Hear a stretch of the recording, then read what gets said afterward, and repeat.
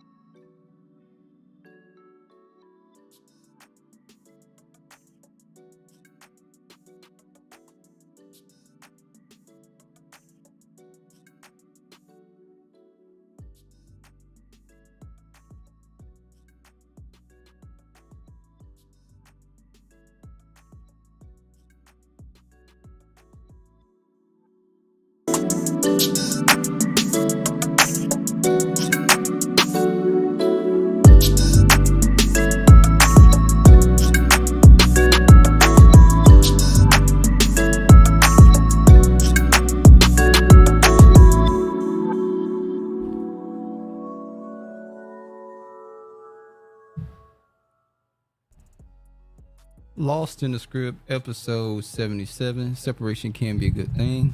I hope everybody's enjoying their Saturday. That's how you're going to come afternoon. in? That's the energy you're going to come in with? What energy? I hope everybody had a good Saturday. What I'm supposed to say? Pick your spirits up, man. Just go forth and how you doing, man? As he said, separation can be good. And we're going to be talking about a lot of necessary separation this show. How everybody doing? Hope everybody doing well. Hold on, let me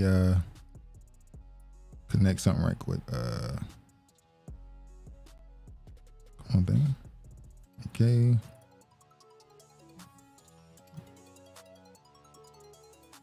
Uh-oh.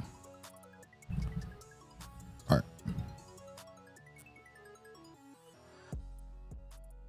How you doing, Regina? Oh, go ahead and ask Regina. Oh, yeah, question. I got a question for you. So I was talking to my... Say who you talking to? Travis, I got it. I was talking to my father the other day. Yeah. And I was talking to him. I want some fish. But up here, all you can get is seemingly salmon. And what is the other thing? Cod, halibut. Yeah. Red snapper, sole, flounder. So I'm from the East Coast or the South, North Carolina, and I can't find spot or croaker fish. Please tell me you've heard, because I think you said you've been up here your whole life. Please tell me you've heard of spot or croaker. Please.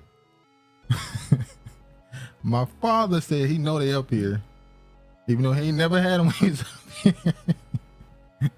Please tell me, because we had a debate that he said they don't sell them up here because no one eat them. I've never seen croakers or quote unquote spots.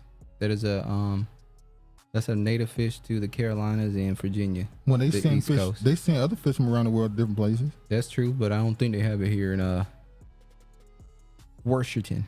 Okay. That's just a question. If you can answer it, please. Okay, moving along. You got a lot to talk about. Yeah, a lot to talk about. Too much horseplay. Number one, the first thing we're going to get into. Will Smith has a new film, Emancipation, gets December release from Apple TV Plus ahead of awards season. Another slave movie. I don't want to see it. Well, remember, Will Smith said he wouldn't do slave movies. He didn't want to do them. Obviously, after the stuff that happened, you think that led him to accept this type of movie? Well, he accepted this movie before he slapped Chris Rock. That's true. So, I just didn't like it. But it was after the whole Jada Pinkett Smith, August, whatever his last name is. It was after that. After that was released, made public. That's when we found out about the movie Emancipation is supposed to come. I'm gonna show the trailer. It's probably not gonna be in here when we when we upload a whole VOD to the YouTube. More likely gonna get rid of it. I'm gonna have to get rid of it at least. So hold on, let me just show this.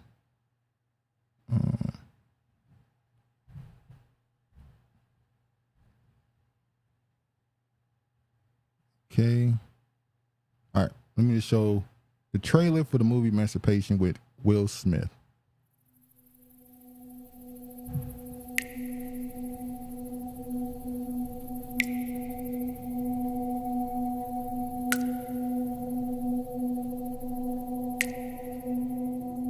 I heard it myself. Go ahead, go. No, let it play. You talk too much. Oh yeah, somebody told us. How you gonna tell her we talk too much on our damn channel? You do talk too much. He was talking That's the point of the channel, to talk. You talk too much.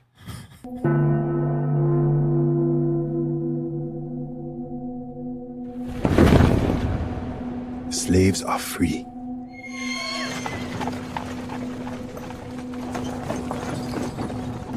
Zazu. Lincoln.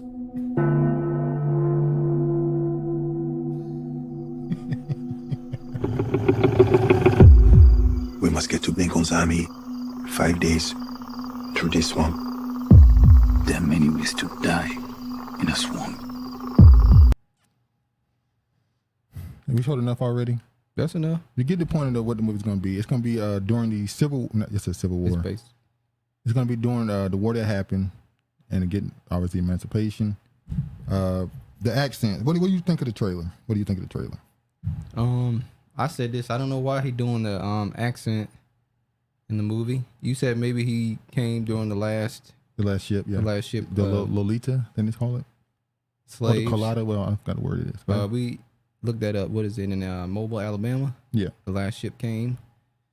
Africa Town. I don't want to see it. Came to Coogler Lewis was one of the last people on the last. You gonna boat. watch it? You said you're not gonna watch it?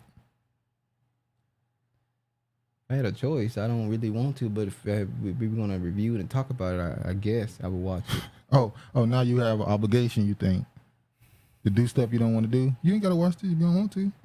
Let's see, George. George said slave masters never want to see their handiwork on big screen. Ain't that right, Travis? Slaves love being with the slave master wife. Travis handlers tell him to tell you stop moving your mouth when you talk, dude. If you want the internet to work properly. LOL. Yeah, all right. But yeah, Regina didn't answer the questions about if she ever heard of croaker fish or spots. She might have walked away, or she might be busy doing something. Seattle. Might be busy. Pike Place Market. She might just be asking busy. again. Maybe she know you talking to her because you didn't say a name. Regina, if you hear this, please tell us if you heard of spot or croaker fish. Okay. Dang. We done with it. She respond or she won't respond. Okay. All right. So I mean, I'll watch it. I don't think it's gonna be a typical slave movie because he accepted the role. Yeah, and because of the time zone, the time they're doing it, I don't think it's gonna be a typical one. I don't think they're gonna. Yeah, they're gonna definitely have the white savior more than likely. Yeah. It is what it is. All right, let's move on. I saw this, and my eyebrow raised. What's up with all these stuff popping up? I don't know. Black Panther director Ryan Coogler wanted to walk away from Hollywood after Chadwick Boseman's death. Why? That's the question. That's why would strange? Huh? Ain't that kind of strange? A man who supposedly died of cancer, supposedly, but some might say he might have been ritualistically removed from the situation so that they can move forward with the new Black Panther, which is going to feature the female Black Panther, which a lot of people don't like. And asking for they're asking for it to be his role to be recast. Exactly. And a lot of people don't like it because they said there's a lot more stuff. If you are into those type of movies and you know who those people really represent, it makes sense for him to be removed so they can replace him with a female. But supposedly he died of natural causes or somewhat natural cancer. And why would you want to leave Hollywood because of that? Well, let's see. He said, I was at a point where I was like, I'm walking away from this business. Ryan said in an interview with Entertainment Weekly. He continued, I don't know if I could make another movie, period, let alone another Black Panther movie because it hurt a lot. I was like, man, how could I open myself up to feeling like this again? This don't sound like a director actor. Like a relationship. I ain't want to throw no cast no aspersions on people, but I'm just saying.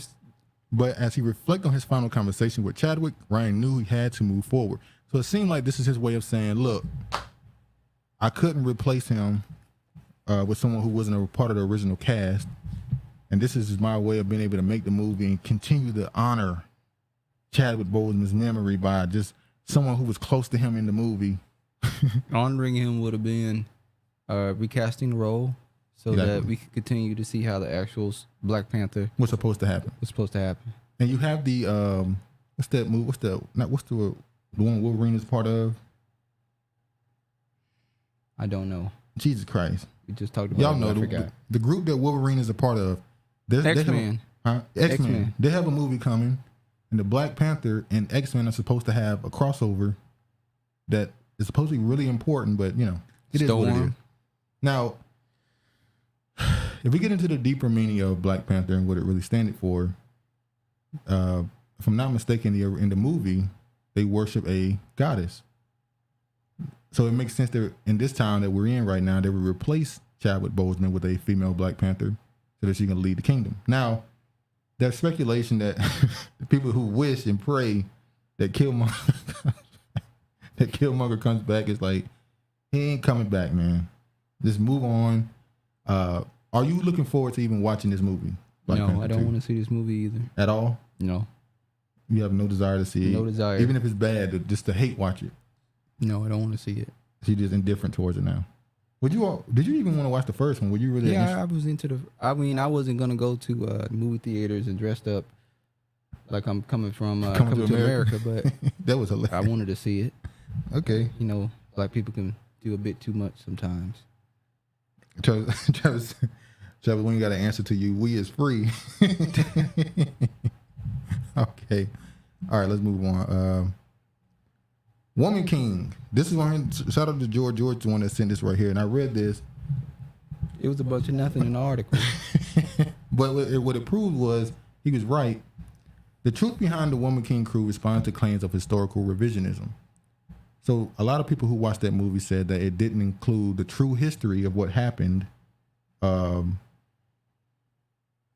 that time, as far as the Dahomey Kingdom and their part in the slave trade. So they fired back. They went and got someone who's has ties to Benin and who's a descendant of those people, and said, well, what you believe is come from the European perspective of history. You paint these people as brutal savages, and you don't give them any humanity. Yeah, they were trying to make them more human. Yeah, almost make you try to see see both sides of it. It's only one side I see. I'm on the other side. The sold, not the sellers. But another thing that he pointed out was he was saying how these women were human and they were about saving their kingdom, and there was a time where they were going against the Oyo Kingdom. And the first thing I thought of was, well, we know for a fact that the last ship, as I brought up earlier, with Cujo Lewis and what's the woman named, Rohita? I forgot how you say her name. The last slaves to come to America around 1860s. The man was captured by these women, the Amazonian women. He was captured and sold by them. So how were they so against it, yet they did it? In the movie, you made them completely against it, talk out against it, but in reality, they were a part of it. Well, that's the point what they're trying to say. It's not reality, it's fiction. It's based on they don't have to totally be true. Different that never happened to make these women look great. And they kept trying in the time of woman worship, and this is what they decided to make. And they kept trying to compare it to Braveheart and 300. White people movies. Exactly. And they kept saying no one challenged these movies for not telling the whole history. Well, that ain't your history. Well, they could tell their history to white people however they want to. 300. Yeah, 300, they didn't look like that. And, the history was different. Oh, there go black people trying to steal somebody else's stuff again. Black Americans always stealing people's history, research and find out. You ain't stealing something you can research and find out is yours, but it is what it is. All right. The hell now I'm going to travel. What would they compare it to? Huh? What's a movie like this that black men did a movie like this? I'm trying to think of a movie. Like when they brought up superhero movies in Black Panther. Huh? They brought up superhero movies in Black Panther. They saying we support Black Panther, but seeing dark-skinned black women on the screen, they hit you with the dark-skinned black woman card. All of a sudden, people are against it and saying how it's misogynist to not like this movie, and to call out the historical falsehoods in it.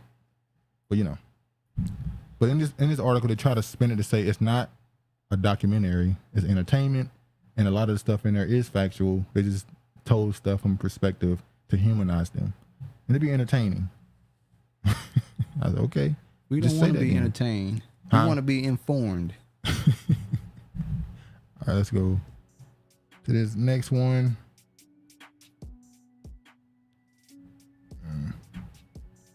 Next up, what up, man? Slave movies are good. Many blacks feel we came from America and not Africa, sadly. Well, there is a population of black people that were here. I don't know why. I keep saying this all the time when we bring this up. Why is it so hard to believe that there were the world, the entire planet had black people in every country? Why is it so hard to understand? Everybody who wasn't in one place. You didn't have all black people in Africa, all white people in Europe, all Asians in China and throughout the Middle East. It was mixed up the same way it is now. People traveled. Let's cut the bullshit. Go ahead. There is a huge. Okay, there. Oh, no, we're not going into that yet. Okay, I'm gonna say this, as Duke stated, black people in America, some of us was already here. Some of us came from the continent of Africa. Some of us came from Europe. Not all black people were slaves. No. Some black people, they had slaves. Now that don't mean if they were slaves in them, they didn't own in a slaves. sense of, you know, some of it was servitude. It was servitude slavery. Or purchasing them out of slavery. It wasn't the slavery that Europeans did. I don't know why that's so hard to digest. Well, they did enslave white people. We're not talking about them. Oh, we talking about what happened when we got here in America. Okay. All right, let's go ahead and move forward. Tripping.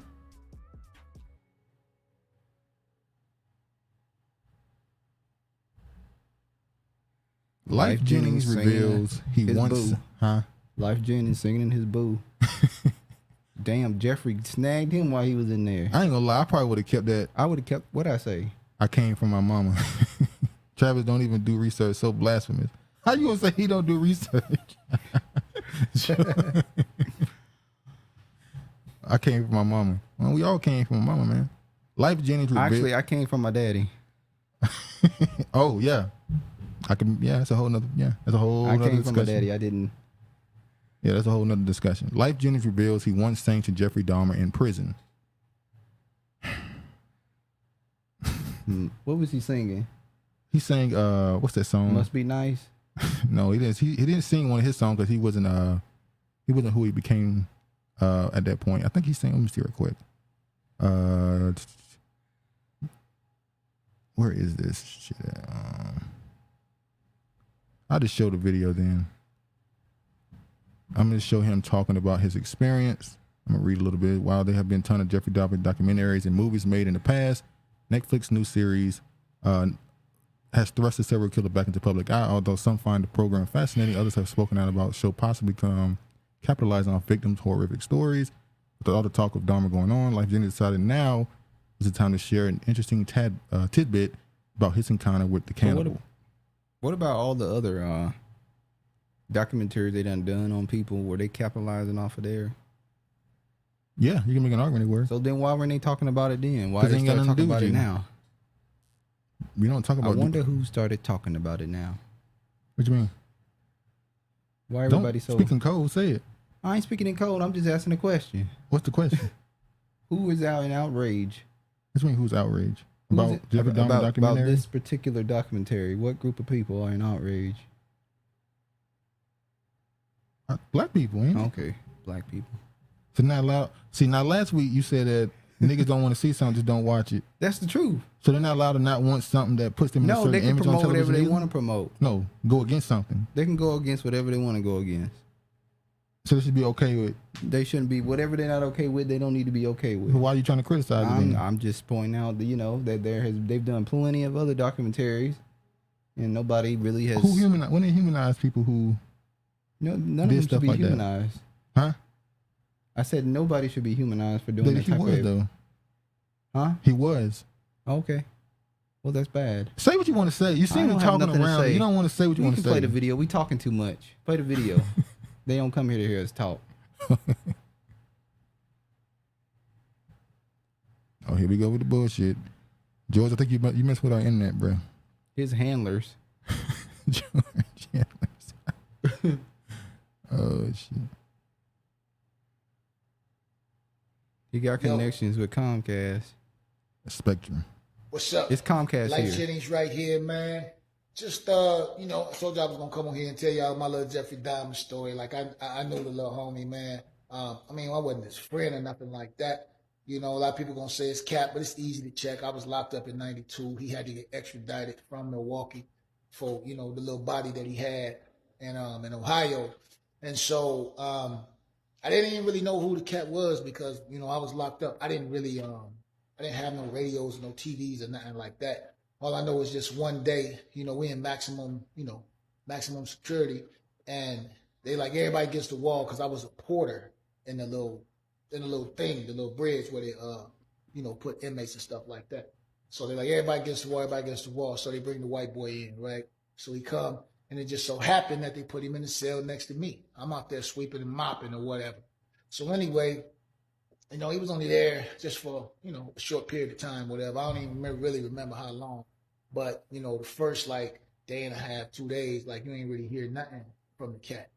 But like in a couple of days, you know, he was banging on the doors because, you know, we locked down so much down there. Like you gotta have some fun. So the cat just kind of released he'll get his little shit off, you know, by yelling, beating on doors or whatever. And that was back in the penitentiary days when you could smoke in the penitentiary, right? So dude, I used to run across dude all the time because he wanted a cigarette. I'm gonna show part 2. George said, I did projects on Dahmer. It's only shocking if you don't remember. Hell, I even had the comic book. I even remember the evidence pictures on rotten.com. George been in the game a long time, huh? Travis, I love to hear y'all talk. Next up, so where's Mansa Musa Gold? I have DNA from Molly. Where's my name? Who said that? Next up. Oh, okay. They ain't giving you nothing, man. Dude, I used to run across dude all the time because he wanted cigarettes. He used to trade stuff for little cigarettes while he was down there, right? So, like I said, I was a porter. In case y'all don't know how I worked, the porter is the cat that just cleaned the railings and the floor, mop and sweep. You know, I was real young then, so, you know, they let me out, you know, to do my thing. And of course, while I'd be sweeping up, I'd be singing. You know what I'm saying? So a lot of times the cats used to have requests or whatever while I was down there doing my thing. And then one particular day, you know, I walked past the thing and he was, you know, Jeffrey was like, hey. Came and he was like, yo, that's you down there singing? I'm like, yo, yeah, it was me down there singing. You see me down there, man. So he was like, you know, I like R&B. I'm like, you like R&B? He's like, yeah. That's all right, cool. Ain't think none of it. Went back and locked down in my cell. So then I started yelling out to the homie through the door. And he was asking me, y'all never guess what song he asked me did I know. Mint Conditions, Breaking My Heart, Pretty Brown Eyes, man. He asked did I know that record. And I sang the record. He beat it on the door and all this stuff. I mean, I ain't, you know, saying like the homie is a celebrity or nothing. I'm just telling you my experience, man. So, were y'all courting one another, or I'm gonna say this. I probably would have kept story, or I would have kept that one to myself, man. First of all, you said he caught a little body. Yeah, that was you called him a homie. Those aren't terms that I would think you would use for somebody that he didn't call him his homie. He said the little homie. Who the little homie? He like, you know, like you son no, he people shouldn't like. say it. He shouldn't say little homie. He should have started off with the serial killer. I mean, serial killer Jeffrey Dahmer.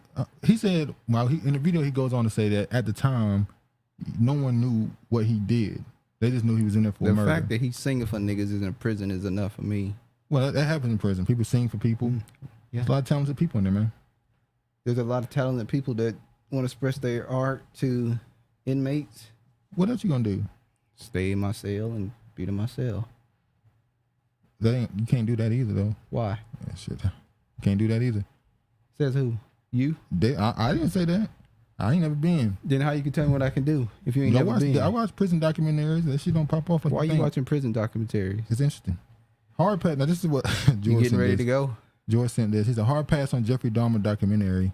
If I wanted to see a white man killing niggas, I'd watch the Dallas Mavericks. Y'all offended? Is it offensive? I'm asking you. I'm asking you. Don't ask me. You answer the question. I think it's poor taste. Classless. Same. Is that what you're saying? Yeah. Yeah. Niggas are quick to make themselves the butt of the joke. All right, let me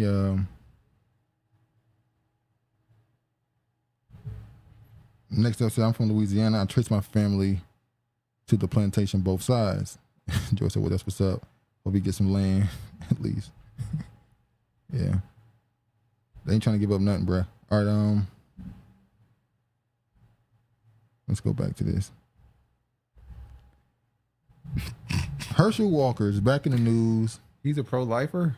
He called himself a pro-lifer, but he definitely didn't mind ending one. He out here killing seeds. Couple of them. Pro-life Herschel Walker paid for girlfriend's abortion. Daily Beast. Now, this is not a repeat story. Apparently, it's multiple women he has paid for an abortion for. So you got this. First off, you're a black man running as Republican in Georgia. What's wrong with that? On a pro-life platform. Oh, yeah, and then you like, you talk about stereotype. You got multiple kids with multiple women. You're deadbeat to multiple kids. Alleged deadbeat. We don't know if he's a deadbeat allegedly, or not. okay, allegedly. I'm not just gonna let you talk about that black man like that. Shit. And you have this pro-life platform that you didn't even abide by your whole life. Now you're running for office and you knew everything was gonna come out. That's the crazy part. Now I have my theory. I believe he ran for office the same reason why Larry Elder ran for office in L.A. To make sure that the person who's already in there wins. I agree with your theory. Huh? I agree with you. They needed Newsom to win because he was getting a lot of flack. And if they would have ran anybody who was even a little bit liked, this competent, this a worthy candidate, he would have lost in that recount. Or that revote, should I say. So the same reason why they ran him, they running him against Warnock so that it's like, am I really gonna vote for the dude who's a hypocrite? Even more than anything else, he's a fake hypocrite. Yeah, you can't call yourself a pro-lifer when you pay for abortion. But even if you don't even care about the lie, him having multiple women, him doing all this other stuff, he's a hypocrite, which means he's a liar, which means if you get him in office, he's going to do whatever's necessary at the time, say whatever is necessary at the time to win and get what you want. Pretty much. But he's doing his job, he's being he's a lawyer, fruitful and multiplying. I wouldn't say that, but all right. Let me show this. Herschel Walker paid for a girlfriend's abortion, report says. Are we going to read the whole article? No. Okay. I'm just first. I got this. Herschel Walker, who has vehemently opposed abortion rights as a Republican nominee for the U.S. Senate in Georgia, paid for an abortion for his girlfriend in 2009, according to a new report. The candidate called the accusation a flat-out lie and said he would sue. Daily Beast spoke to the former girlfriend, who asked that her name not be used on the concerns of her privacy. In a report published late Monday, the news outlet said it reviewed a receipt showing her $575 payment for the procedure. According to Get Well card from Walker, and her bank deposit records showed the image of a $700 personal check from Walker dated 5 days after the abortion receipt. It only cost $500 damn. That's cheap, ain't it? Some people, that's expensive. Well, we know there's a hustle going on with, I'm just saying there's some women that say they're pregnant and not be pregnant and just have a whole bunch of dudes giving them abortion money. There you go. That's real. Talking about women. That's real. Now, abortion bombshell rocks Georgia state race. Neither candidate wants to discuss it. We know why neither candidate wants to discuss it. So you got Herschel Walker, who don't want to talk about it for obvious reasons.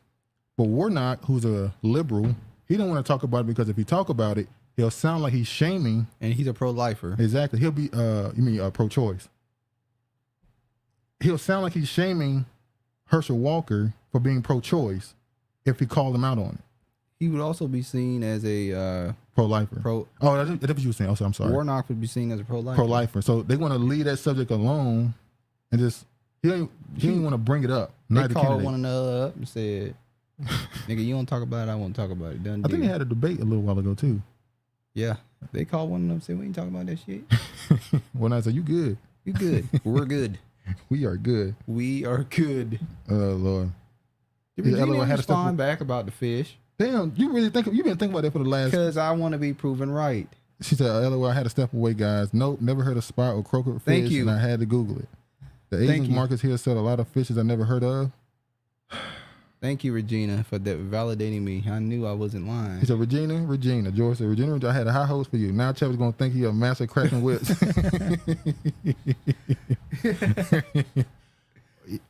How the hell they don't have those type of fish up here? They're good fish. Back to the article. Now you got me thinking about the fish deal. Now you'll move on from that, I guess. Yeah, I'm done. Because you were thinking about it the whole time. Is she still answer the question yet? Accused of abuse, Herschel Walker says his adult son needs a spanking. For telling the truth? Pretty much. Or for the lifestyle? Well, he ain't talked about the lifestyle, which is funny. When the Republicans he's telling the truth. The Republicans have a different platform now. They are pro-trans and gay. So they're trying to be what they call a big tent party, include everybody. They're trying to get more voters. Huh? Trying to get more voters. Yeah. Hours after new allegations of abuse surfaced, the Georgia Republican Senate candidate jokes his son was in need of a corporal punishment. So his son, Christian Walker, who's walking around talking about men sleeping with all these women, not being deadbeats. And so he was always talking about his father, though. Like no, he wasn't. In previous times, he was just saying it in general. No, he was talking about his dad the whole time, pretty much. Maybe in a subtle way, he wasn't saying his name, though. He made it seem like he was just talking about it in general. But now, because of this new stuff, and basically the hypocrisy is so thick, the son can continue to speak some of the bullshit he say and not address his father. So he came out and said some stuff. Let me show this. I stayed silent as the atrocities committed against my mom were downplayed. I stayed silent when it came out that my father, Herschel Walker, had all these random... Here we go. Sorry, y'all. Hold on. Nothing new. Y'all, I know y'all been experiencing the buffering and the... Maybe that's just us. Delay. No. It's my cell phone, too. Everything is just delayed. They want that 5G, man. The internet, everything. They want you to get that 5G. Okay, now it's not going to load at all. All right, fuck it. Basically, he went on a rant saying how his father had multiple women and how he was getting all these people pregnant. And the reason why he was talking about this stuff because his father was a deadbeat and how he lied for him for years. He even went to one of his campaign events. He even told him, him and his whole family, told him not to run because it would expose a lot of stuff and put it in public, put it in the public. And basically all the stuff we saw. Huh? How he was not in a household with all of his kids and how it affected him. Yeah. I stayed silent as the atrocities committed against my mom were downplayed. I stayed silent when it came out that my father, Herschel Walker, had all these random kids across the country, none of whom he raised. And you know my favorite issue to talk about is father absence. Surprise, because it affected me. That's why I talk about it all the time, because it affected me. Family values, people. He has 4 kids, 4 different women, wasn't in the house raising one of them. He was out having sex with other women. Dude. See, Regina be on it. We literally going to talk about this later. She said, no delays and electronics are going crazy. Is this a test for the alleged blackout coming? We were going to talk about that later. We talked about that last week with cell phone. They said in Europe there might be a network blackout. I said the other day, the network, it's not just going to be in Europe, it's going to be in America too. In Europe they came out in public and said it in articles like, hey, there may be a network blackout during the energy shortage. So you're not going to be able to call and tell us your heating working. It'll be outbreak when winter comes. You care about family values? I was silent lie after lie after lie. The abortion card drops yesterday. It's literally his handwriting in the card. They say they have receipts, whatever. He gets on. You get the point. I don't even got to go through all that. I'm going to jump to some of his tweets. He said, every family member of Herschel Walker asked him not to run for office because we all knew some of his past. Every single one, he decided to give us the middle finger and air out all his dirty laundry in public while simultaneously lying about it. I know my mom and I would appreciate if my father, Herschel Walker, stopped lying and making a mockery of us. You're not a family man when you left us to bang a bunch of women, threatened to kill us, and had us move over 6 times in 6 months running from your violence. I don't care about someone who has a bad past and takes accountability, but how dare you lie and act as though you're some moral, Christian, upright man. You live the life of destroying other people's lives. How dare you? Oh, he also said that his dad abused the mom too. I can't remember if he said it's emotionally or physically. Well, didn't one of his exes come out and say that he beat her? Same thing with Larry Elton. Every time the black man come out, he beat me. Whooping ass. Nigga trying to beat me. Let me stop. All right, let's move on. I know y'all saw it. It's been everywhere last week. This is not new, obviously. They've been pulling these type of stunts for the last at least 8 years. It's getting worse and worse and worse. And it's getting to a boiling point now. It's getting to a boiling point, nigga. Yeah. The pot is done boiled over to the damn stove. It's running on the floor. It's done. Okay, you're right. But I didn't know last year there was the Vax That Thing Up with Juvenile. I didn't know who did that, but I knew some shenanigans was going on with that. Dating site behind Vax That Thing Up, get out and vote with no voting, no vucking. I know y'all seen that dating site, Black Dating, where it's a site dedicated to black people meeting each other from a relationship. It don't only be black people on there. Huh? It's called Black Dating, but it's not only black people on there. Well, it's owned by Match.com. I know y'all heard of that one. So the parent company is Match.com, and they gave you an app just for you. It's like, because you know the data came out about black people not getting chose on dating sites. So they said, black people not getting chose? Yeah. They told you, remember the data came out and they showed that the responses to people was lower amongst black people. Okay. So they said, all right, we're going to give you an app just for you, just so you can and then they put deal other with each people other on the app. And yeah, and then other people come to the app. So you still won't get chose because black people won't choose black people. They'll choose somebody else that's not black. Well, you have no, the percentage is more likely you're going to have to choose your own. I never forget. I was in this was a black chat thing on Google. It was for black people. There was a white dude in there, and I said, "What are you doing in here? This is for black people." You know that the black people turned on me and told me, "Leave him alone." This is black women, by the way. That's how it go. They wanted him there. He's the validation. They ready for me to leave. Yeah, they were trying to get you out of there. You need to go. They were like, you the everyday flavor of the month. We can get you anytime.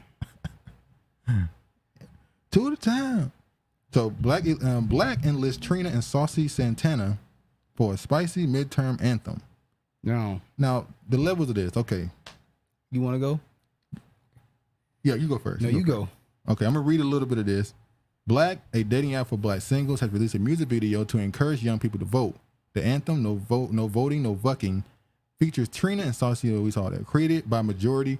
The video is follow-up to last year's popular vaccine campaign, Vax That Thing Up, starring Juvenile, Manny Fresh, and Mia X. I know y'all saw that last year. We know there's a lot riding in the 2022 midterms, and we know the power that your youth vote wields when motivated, says Jonathan Kirkland, head of marketing brand at Black.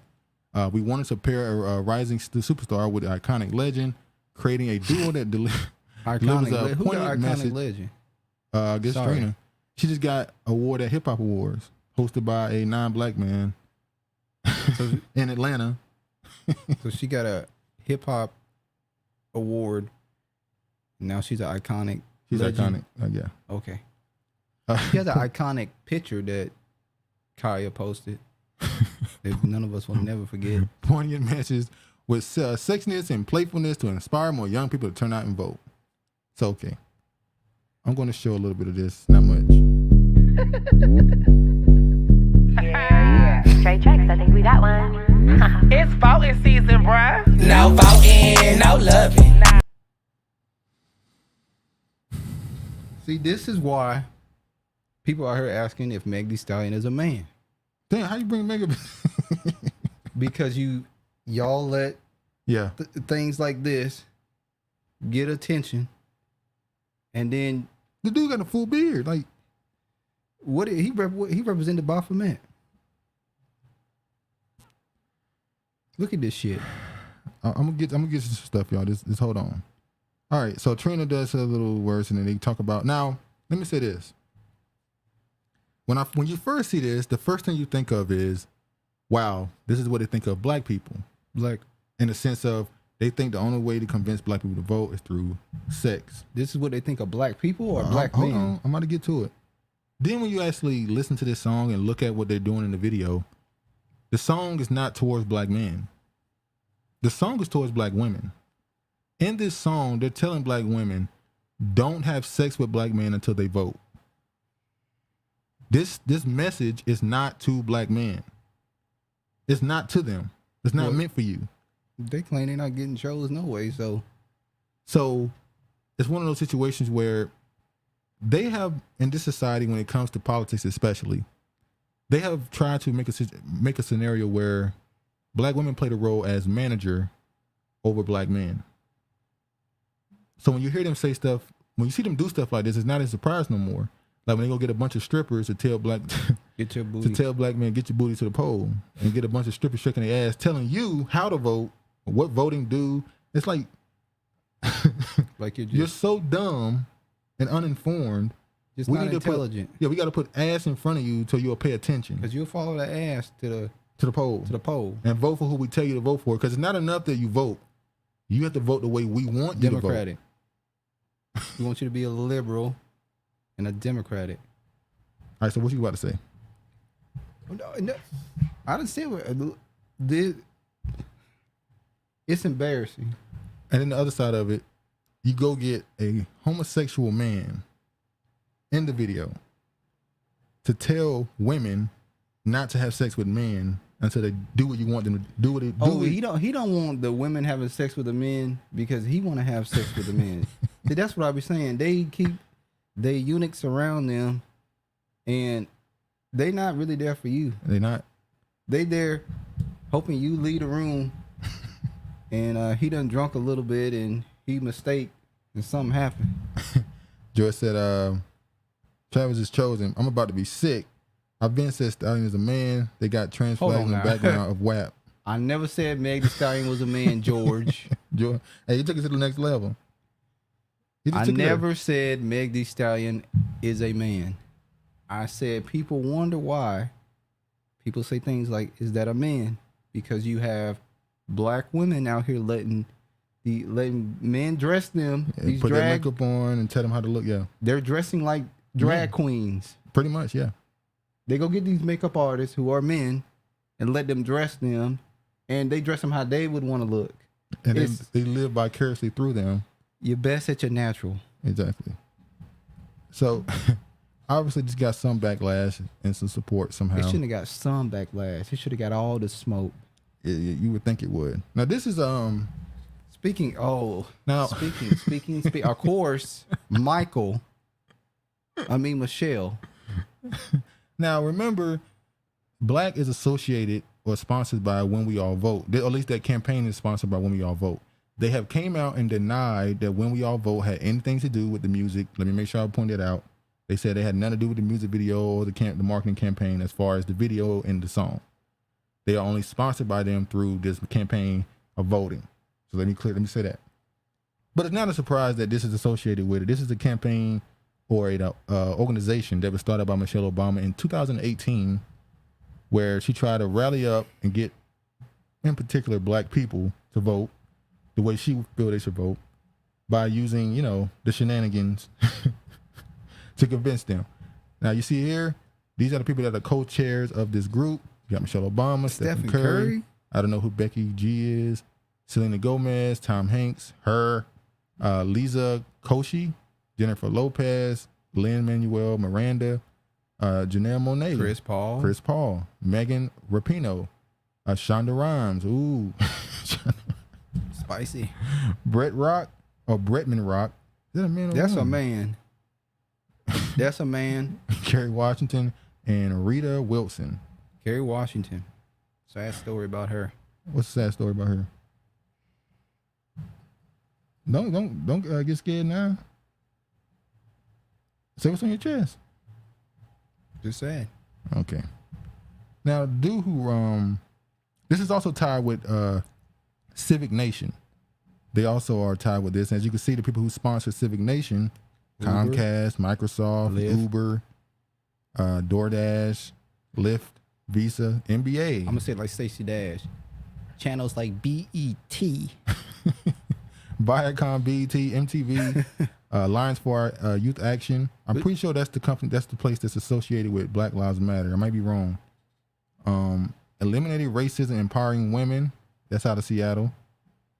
King and how you say that? You always say it better than I can. Snohomish. Snohomish. Yeah. So now, the person who ran. Nah, I can't. He deleted it? Wow. See, I done told you over and over to screenshot shit. George said Mega Man. Leave Meg.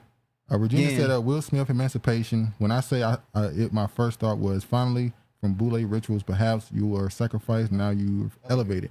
I said the emancipation part in my mind was about him being elevated. Yeah, you can. They did the same thing. Well, they had this thing in Hollywood where they destroyed someone's image to build him back up. Like the Phoenix rising from the ashes. They did it with Chris Brown. Did he rise back from the ashes? He did. Remember he did a Michael Jackson performance? That was his moment right there. The ashes still on him though. Well, yeah, after a while, they done with him. He's not part of a record deal no more. He's an independent, so they done with him. But a lot of people, they'll put something out about them to make their career, damage their career, and then they'll look at. So maybe you got to reload that. I don't think he deleted it. I think you just got to log back in because you were out for so long. You don't need to log in. That's the point. I wasn't logged in. Hold on. Let me. I have an account. Hold on. Let me go back. This is him right here. Just copy paste his name and That's put what it I'm about to do, nigga. I'm not your Negro. Oh Lord, don't say that. All right, this is the guy who runs this. He's the one who came up with it. Now look who he used to work for. He obviously worked for Black Now, the dating app. He worked for Bumble, Grindr, Grind on me, Veggie Inc., iHeartMedia. Who with iHeartMedia? Charlamagne the God. You got a lot of people at iHeartMedia. You got Current TV. You got a lot of places he worked there. Viacom, obviously he worked with them. Sales assistant at Lifetime Television. He was at Lifetime? And he went to HBCU, NC A&T. He went to North Carolina A&T. Yes. Wow. And then, of course, he was associated with a lot of fraternities. Yeah, let me show that. Make sure I show that. Look. We know that's all these Masonic groups, these Greeks, as they call themselves, the Black Greeks. Yeah. That's Boule. It's very. Now, Match.com, who I told you, they are the they run or they're over dating black app. You know they banned Match.com for portraying negative gender stereotypes. The video shows a woman saying she's a keeper doing all sorts of chores and tasks for the man. So they showed a woman, doing wife. So being a taking care of the home and nurture. They said that was a negative stereotypes. You know what? It was an old. Oh, George's gonna say I'm lying. I can tell one story a week. There was an old white lady. She was sitting across from me. I had on my all blue Nike tracksuit. And she said, "Wow, you look good." And I looked at her. She said, "I can say that I'm older." And she said, "You know what? What's going on with everything? Everything is going to shit. Women are not being home providers anymore. They're making more money than men. I never told my husband he was alive how much money I made. I always downplayed it to just always make sure that he felt like he was the man." Yeah. But she just said everything is just gone to shit now. Regina said, no voting, no bucking. I asked my mom last night if she thinks everyone in Hollywood is their gender is reversed. Just in looks alone, she agreed. Well, who looked like, besides the obvious, like Michelle Obama? Who would you be absolutely shocked? Who is it? It was somebody. Oh, Eminem. Oh yeah, I said Eminem was a woman. Y'all ever looked at Eminem and just looked at him really? He looked like a woman. Maybe it's because of the beard. She also said the FBA 88 argument. I agree with you guys on Planet with dark to light for the corners in the beginning, all shades. Yeah. Travis sure be bossing up around Duke. You gonna talk like that? Best break him off with that Draymond effect and make him feel the Jordan lifestyle real. Yeah, Draymond knocked the shit out of Jordan Poole. But yeah, this is crazy. I didn't even know TikTok was banning people for stuff. I thought you can get banned for like cursing and doing inappropriate stuff. I didn't know. Like they was on it like this. Huh? They'll ban you for anything that's not promoting their agenda that they want to be promoted. They all do that now. There's nowhere is safe. Now this is Bishop Talbert Swan. Once again, we talked about him before. I don't agree with some of the stuff he say, but he made good point. He made a good point on this right here. Let me show it. Huh? Who is he? You probably don't know him, but I brought him up before. Remember the 2020 election when we had to look at this garbage?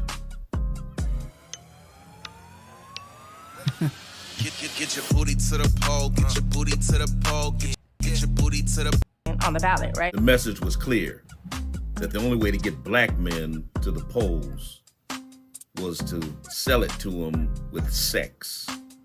That we don't have the veracity, the intelligence, the responsibility to exercise our constitutional right to vote, and the only way that you could get us to the polls was by showing us big booties. 2 years later, we got this garbage. Oh, you know what they brought in? I said this in 2020. I don't think they want black men in particular to vote for them. We can't say what we want to say about 2020, but some things happen at midnight. We can't go any further. I believe they rabbit out of hat. Hey, rabbit out of hat. That magic trick. I believe they want black men to not vote for them so that when they win, they can say, "See, we don't really need that vote."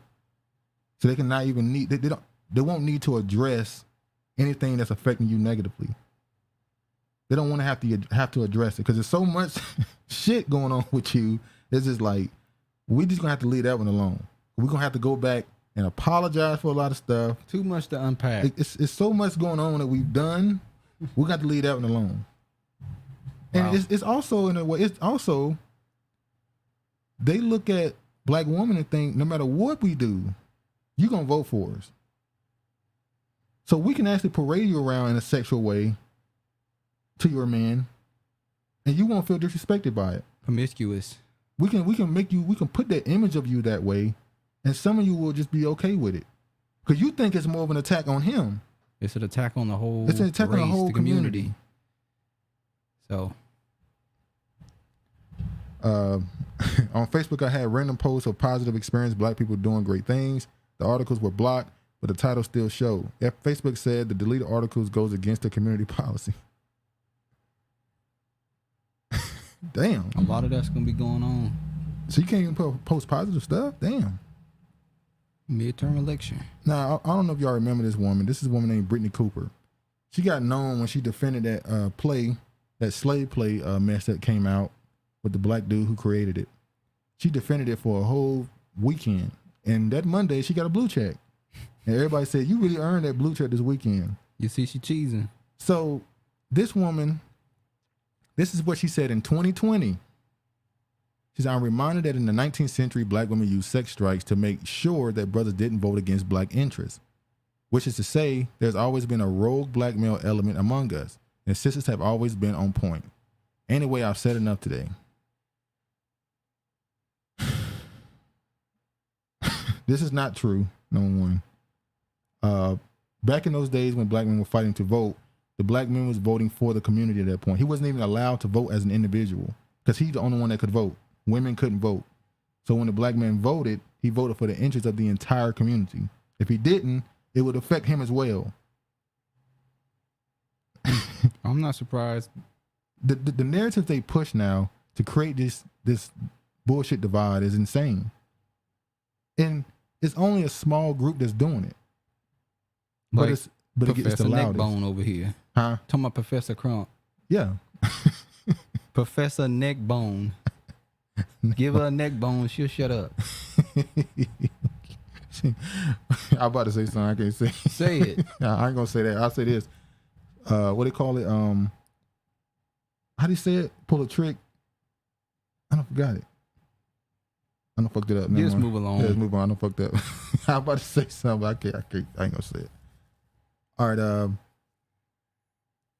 Now listen to this. This is Jennifer Lewis. I know y'all know who Jennifer Lewis is. She's the mother of the black. The mother of the Black Hollywood. Yeah, one of the mothers. You got Angela Bassett, Jennifer Lewis. Well, she was Angela Bassett's mother in What's Love Got to Do with It. Yeah. So she's the mother of She's the a mother of Black Hollywood. One of the mothers. And I was so heartbroken. Well, I wasn't heartbroken. I'm lying. I wasn't heartbroken. I found it funny that so she's trying to promote Stacey Why Abrams. she in red and black? What you mean? Why she in red and black? It's the Masonic Just throwing colors. it out there. She in Hollywood. She wearing red and black. Okay. That's what they do. They witches and warlocks. All right. Let me show this. When Stacey Abrams calls, you don't hesitate. When Stacey Abrams calls, you go to Georgia State. We campaign because we love her. She's Georgia's next governor. Stacey is the truth. So get to the voting booth. We didn't learn our lesson, did we? Y'all was out there just electric sliding for Joe Biden. And that video is hilarious. You know that one? Girl, who was she was getting down she was too. getting down. Y'all was dancing for Biden in the streets, which we know was orchestrated. They came out and admitted that That was they in hired New people York. to go dance on camera in order to celebrate Joe Biden's election. But that's besides the point. Y'all have been dancing and playing music to these people, and they always disappoint you. They always disappoint you. Wasn't there a lecture slide in New York? Yeah. You know, Here you go. no, they didn't want Trump in there because Trump was about to start making their baby father Baby not pay mothers. child support. Baby mothers and baby fathers So have to get deported. the baby mother got together and said, we got to get Trump out of here. But man, she looked good for her age, though. Oh, look at you. She You want don't to look change like the she has topic? aged at all. She looks good for her age. Well, black don't crack. That ain't the point, though. I just had to give her a compliment. Stacy is the one. She gets the job done. How you doing, Keefer? Yeah, another puppet. Oh, Kiefer came in when I was giving a black woman a compliment. She gets the job. Oh, yeah, if you go back and so rewind this a little bit, if you weren't here, he got some words for you. I didn't say nothing. Not I've been about good you, but- today. I'm not being. I was called out for being disrespectful about talking about Lizzo. pork chop. Oh, Lord, you gonna stop.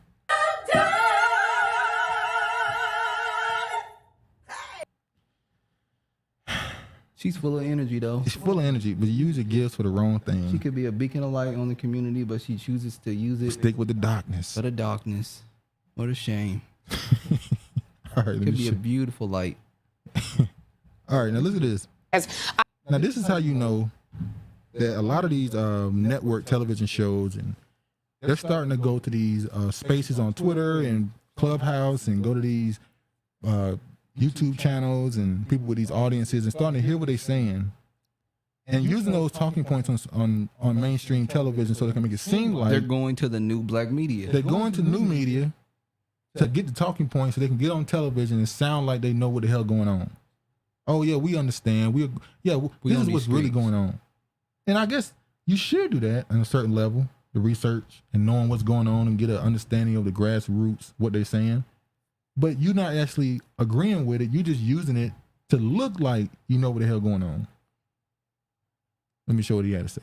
I had dinner with a friend of mine, and he was saying that there's a disconnect. There's a disconnect because he's like, you know, you're here in D.C. and everybody's so important, and, you know, you are talking to members of Congress and administration officials. It's a disconnect between your conversations and what's happening out here in these streets. Yes. So how do we bridge that gap? Because I don't feel disconnected from the streets. Like, I'm you, and you are everywhere I am, you are. Mm-hmm. But some people feel like, yeah, this politics and policy, it doesn't impact me, it doesn't touch me. And when I look to the Go. Congressional Black Caucus to do something, what are they doing? How are they supporting Not a damn thing. Not a damn thing. me? And I always try to explain what they're doing, but maybe you Here comes the bullshit. Here go George. Big bloated whale is what Travis was saying about. I didn't say BBW. nothing. He said what? Big bloated whale is what Travis was saying about BBW. can do a better job. We need to be out there in those streets. Yeah. One of the reasons why I always mention Yonkers, Mount Vernon, the Bronx, and New Rochelle when I go on mainstream media is because I want people in my district to recognize there are black folk in my district who are struggling and have been historically struggling. So I make it a point to go into Eden Wall projects and to go into the black communities to really listen, learn, and understand what's going on. Plus, these are communities that I come from, so I feel more comfortable there. I have to also mention this about this particular legislative conference and to the point you just made. There's classism in the black community, and we need to talk about the classism. Now, I know for a fact, this is a talking point. I just finished last week's episode, laughed my ass off. What up, Juice Man? What is okay? Is BBW big beautiful woman or big black woman? Because I thought it used It to be. depends on the race. If it's a black woman, it's big black So woman. if it's all women, it's big beautiful woman. If it's black women, it's big black woman. Or black beautiful woman. Oh, black. Okay. I don't know. What did George call the big white women that he be with? What is his name for those women? George, you got to answer questions.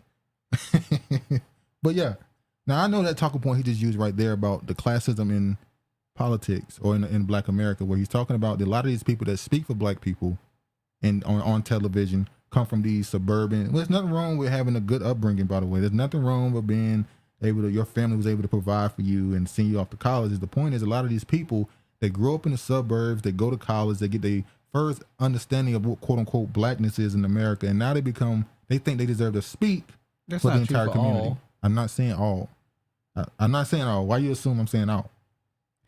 Well, I'm talking about the because ones on these TV, on Okay. television, the ones that are associated with these sororities and fraternities, the ones that are in the know. What Kwame call them, the go along, get along gang is what I'm talking about. They feel like they have the authority to speak for you.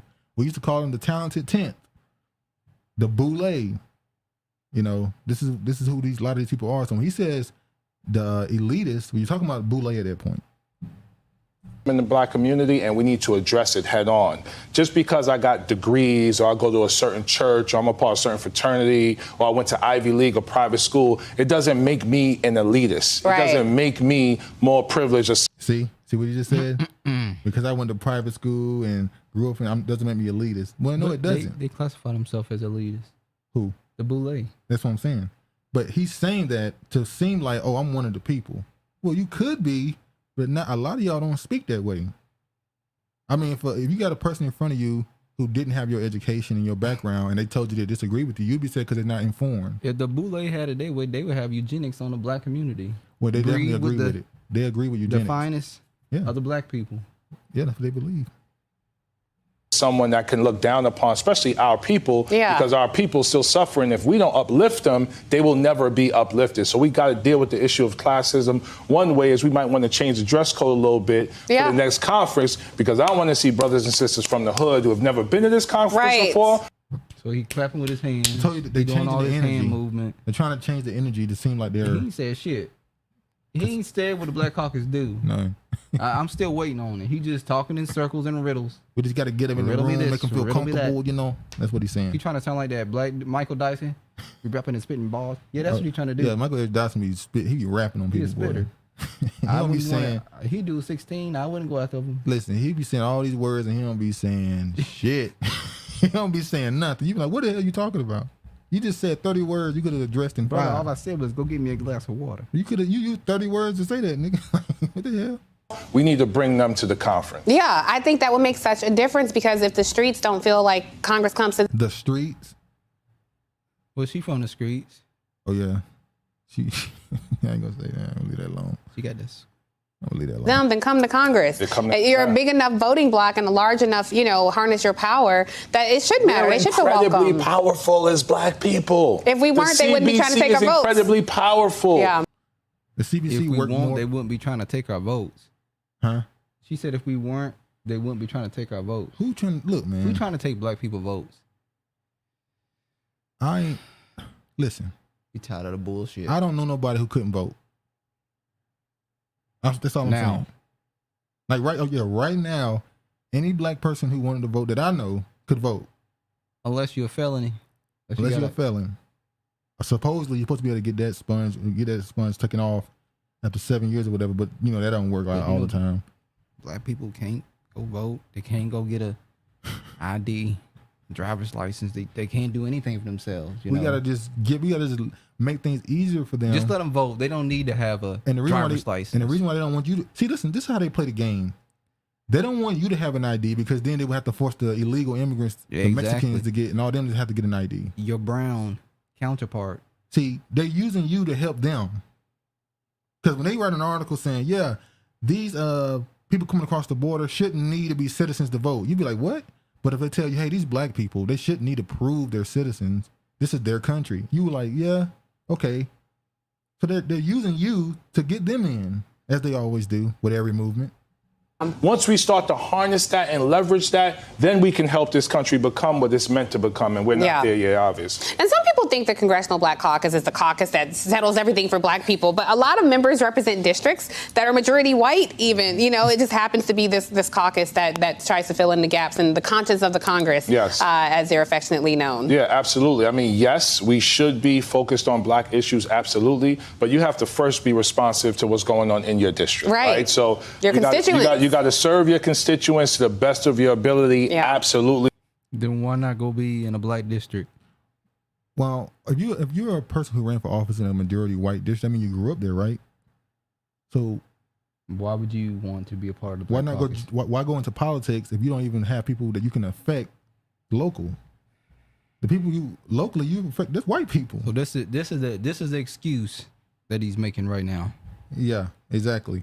Virginia said more like exploit black people's vote. Exactly. We need you to get out there because we need you to vote a certain way. We looking like we're gonna get washed this midterm.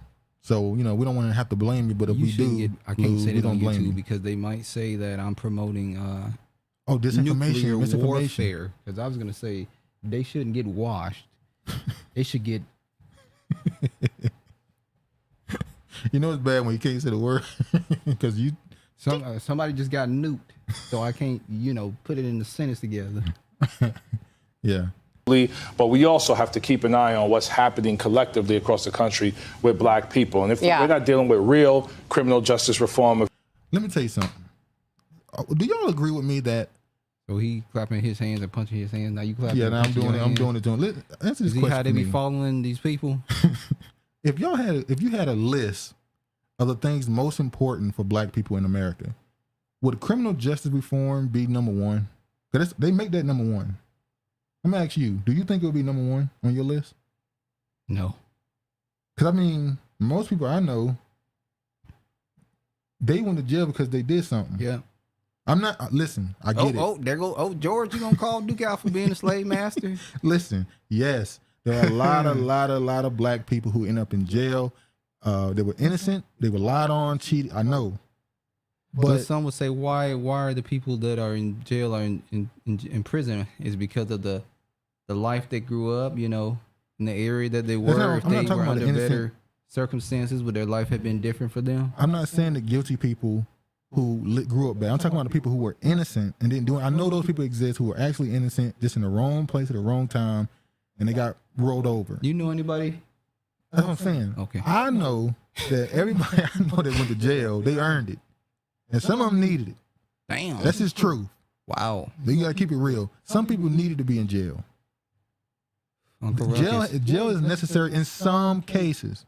I'm not saying you should be arrested for a lot of the stuff people get arrested for. A lot of the laws in this country are just meant to criminalize so they can get as many people in jail system so they can make money off of you through the prison industrial complex and have you doing free labor. Whether they have you putting out fires, building houses, building volleyball stadiums for Brett Favre, all type of shit. I'm just saying, should that be number one on the list for black people? All right, that's my point. If we're not dealing with... What do the people in the comment section think? I don't know. I think they ignore me. I think they ignore me. No, I'm joking. But what about you? What? You think it's number one? I said no, it's not number one. Okay. So I'm not alone then. Why are you acting like I'm... You gonna start singing Michael Jackson, You Are Not Alone? That's what you want to do? With real economic empowerment, if we're not dealing with real reparations, if we're not talking about health and wellness in a real way, day by day, not just at the conference, every single day, then we're going to continue to push our people away and marginalize them. Yeah. All right. Okay, now we're done with the bullshit. All right. Let's move on to another more hot bullshit topic. It's not really that hot. Kanye West got a lot of people talking. Travis said he's not going to say nothing during this, but I'm going to make him say something. Kanye West, the provocateur that he is, found a way to get more headlines and create more streaming revenue for himself. I'm going to talk about this, but I'm going to say something first, then we'll get into this. Kanye West wears White Lives Matter t-shirt design at Yeezy Season 9 presentation. Let me say this.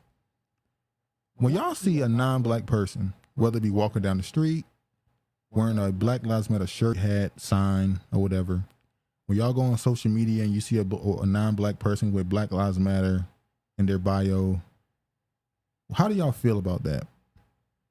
Because I always looked at that and said, well, those same people have Protect the Trees in their bio. They walk around with Protect the Trees on their shirt. They also walk around with animal rights in their bio and animal rights t-shirts. And I always thought about it. They look at you as a mascot, like the same way they have these things they want to be a part of, something bigger than them. So they want to protect the animals.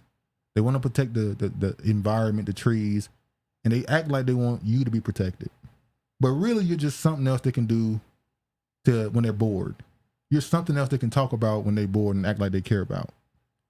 So what's the difference between Kanye wearing a White Lives Matter shirt, which means nothing, and a non-black person wearing a Black Lives Matter shirt or hat or in their bio, when that means nothing as well? Both are stupid. That's my first point. Now, do you agree with what I just said? I don't have nothing to say about Kanye West. Really? You really gonna do this? Come on. He should know better. I understand why he's doing what he did. He's just doing this to get attention and money. Kanye became a billionaire when he called himself a Christian and got associated with Donald Trump. Them white people sent him so much money. They started buying his clothes, his shoes like crazy. And we're gonna talk about, he affirmed that in the text messages with Diddy. He did this White Lives Matter shirt is a part of his design of clothes. Who you think gonna buy these White Lives Matter shirts? Some black people. It's gonna be hundreds, possibly millions of white people, Trump supporters, all type of backgrounds who are gonna buy these clothes, and it don't even mean nothing. Didn't he say he need money? He's a billionaire. Why would he need money? Well, he said he don't have liquid money. He's a part of a lot of stuff, so he's quote unquote worth $1 billion. This is for money. The same thing I say with a lot of these MAGA or Republican grifters, not the actual black Republicans, the ones who doing it for money, obviously. Candace. They do stuff because they know white people will give you money, man. They will give you money. I've seen these grifting black Republicans say they need money to go on a trip to see Trump, get tens of thousands of dollars that won't cost nearly that much. They'll just give you money if you're black and you speak their talking points. Because they don't want to feel racist, even though they are, but they don't want to feel racist, so they'll give you money to say it for them. There's a lot of money. We keep saying there's a lot of money in being a black Republican, especially if you have the ability to speak a certain way and are willing to look a certain way in public to black people. If you don't care about being called a coon then hey, there's a lot of money for you. Well, he don't care. So let me just show this right quick. So Kanye, he wore the shirt, had a lot of people talking about it, mad with him. I'm indifferent because I don't care what he do. He said the artist formerly known as Kanye West wore a T-shirt emblazoned with the phrase formerly known. Huh? What is he known by now? He said formerly known. He's known as Ye. He changed his name legally to Ye. He's Jesus? Huh? He's Jesus? He's the Messiah? That's what Jay-Z did. He called himself Hove. God. Ye, who was also wearing his pair of previously headlined diamond-studded flip-flops, was spotted in the shirt early into the live stream experience. At the time he was writing, a detailed look at the first design of the T-shirt his question had not been disclosed. Although the front does feature a Pope John Paul's II photo collage, several models in the presentation were also seen wearing variations of the same design. So you see, look, Candace. Of course, her ass would be wearing Candace that. Owens had a big ass smile. What up, Tony? What up, Tony Spencer? Most of them were wrong. Were wrong to stop bull crapping. There's a lot of money in black race hustling, though. Yeah. Look at that side too. That's right. The same way I said there's a lot of people making money off these black Republicans, there's also people making money on the left side. What they call it, poverty pimping. We talked about Michael Eric Dyson earlier. He one of them. So there's people making money on people all over the place. Michael Dyson gonna whoop your ass. I think I can take him. I don't know if I let him talk though. He might talk you out of whooping. He might talk me out of whooping his ass, but you know, Kanye was matching White Lives Matter shirt with Candace Owens, but she just so. Leave Candace alone. Candace is so obvious with what she's doing that it almost makes you sick to your stomach. She's out here living her best life. Everything about her seemed fake. Even a smile right there looked fake. Everything looked rehearsed and just meant to be presented. She's from the Caribbean, ain't she? Yes, she is, Travis. She's from the Caribbean. She's from the Caribbean. What does that mean? She's not a regular black. That's what they call us now, regular blacks. Oh, that means standard, don't it? But don't it? Kanye West, everyone knows that. Regular coffee, they're decaffeinated. Oh shit. like diet. Diet Sprite, Diet Coke. I don't drink sodas. Okay. We need to know that, I guess. Everyone knows that Black Lives Matter was a scam. It was. Ye has once again doubled down on defending his White Lives Matter t-shirt design. Here's my latest response when people ask Why I made the T that says White Lives Matter. He wrote an IG post featuring the photo of the shirt. They do. And she Candace on. She made sure to put the laughing emojis. She like, look. She's like, let's get this bag. Fuck these. She's like, Kanye, they don't understand how much money is going to be involved in this. Huh? She's like, they don't understand how much money going to be involved in this. It's millions of dollars that they about to make. She's like, whatever y'all talking ain't worth it. All right, let me show one more thing. Let me show you what Kanye had to say in the interview that he did with Tucker Clarkson. Who he also used to work for. MSNBC. MSNBC. So how in the hell did somebody who on Fox News with these quote unquote right wing views, and he used to work for MSNBC with Rachel Maddow? They were friends. I can't stand Rachel Maddow. And they're probably still friends. The same way the Clintons and the Trumps are friends, but in the public they hate each other. That's his cousin. Yeah, they're cousins. Handlers around me told me, like, if I said that I like Trump, that my career would be over, that my life would be over. They said stuff like people get killed for wearing a hat like that. They threatened my life. They put my life. They basically said that I would be killed for wearing the hat. I had someone call me last night and said anybody wearing a White Lives Matter shirt is going to be greenlit, and that means that they're going to beat them up if they wear it. And I'm like, okay, green light me then. Kanye hustling. He telling a damn lie. He got threats on his life. He telling a damn lie. He ain't getting no death threats for wearing. Well, let me stop. Some niggas on the internet might have said some stupid shit, but I doubt he got any real credible death threats for being a Trump supporter. You think so? Well, I don't know. There's some crazy ass people that got that Trump derangement syndrome. In the future movies, do they show clothes as being flashy, or do they show simple plain clothes? So is Kanye West preparing the new world order with these clothes that are just simple, plain, and bummy looking? Is he preparing us for that's how it's going to be in the future? Well, they're getting you ready to stop using cars. They're getting you ready to only live in apartments, not own anything. They're getting you ready. Yeah, the clothes will be right there. You think he's the clothes that's going to use in the new world? He just walks around in simplistic clothes. Like, it's not a bad thing. They call it minimalistic. Like, he got on some rain boots. Yeah. Literally. Yeah. I use those press wash floors. And he just walk around in it like a normal day style.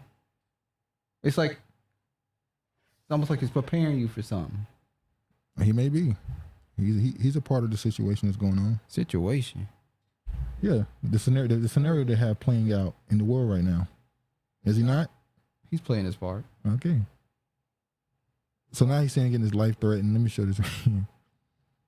I was saying I don't think he did. I think he lying, but he might be telling the truth about it. Like, that Trump thing, they really don't like him.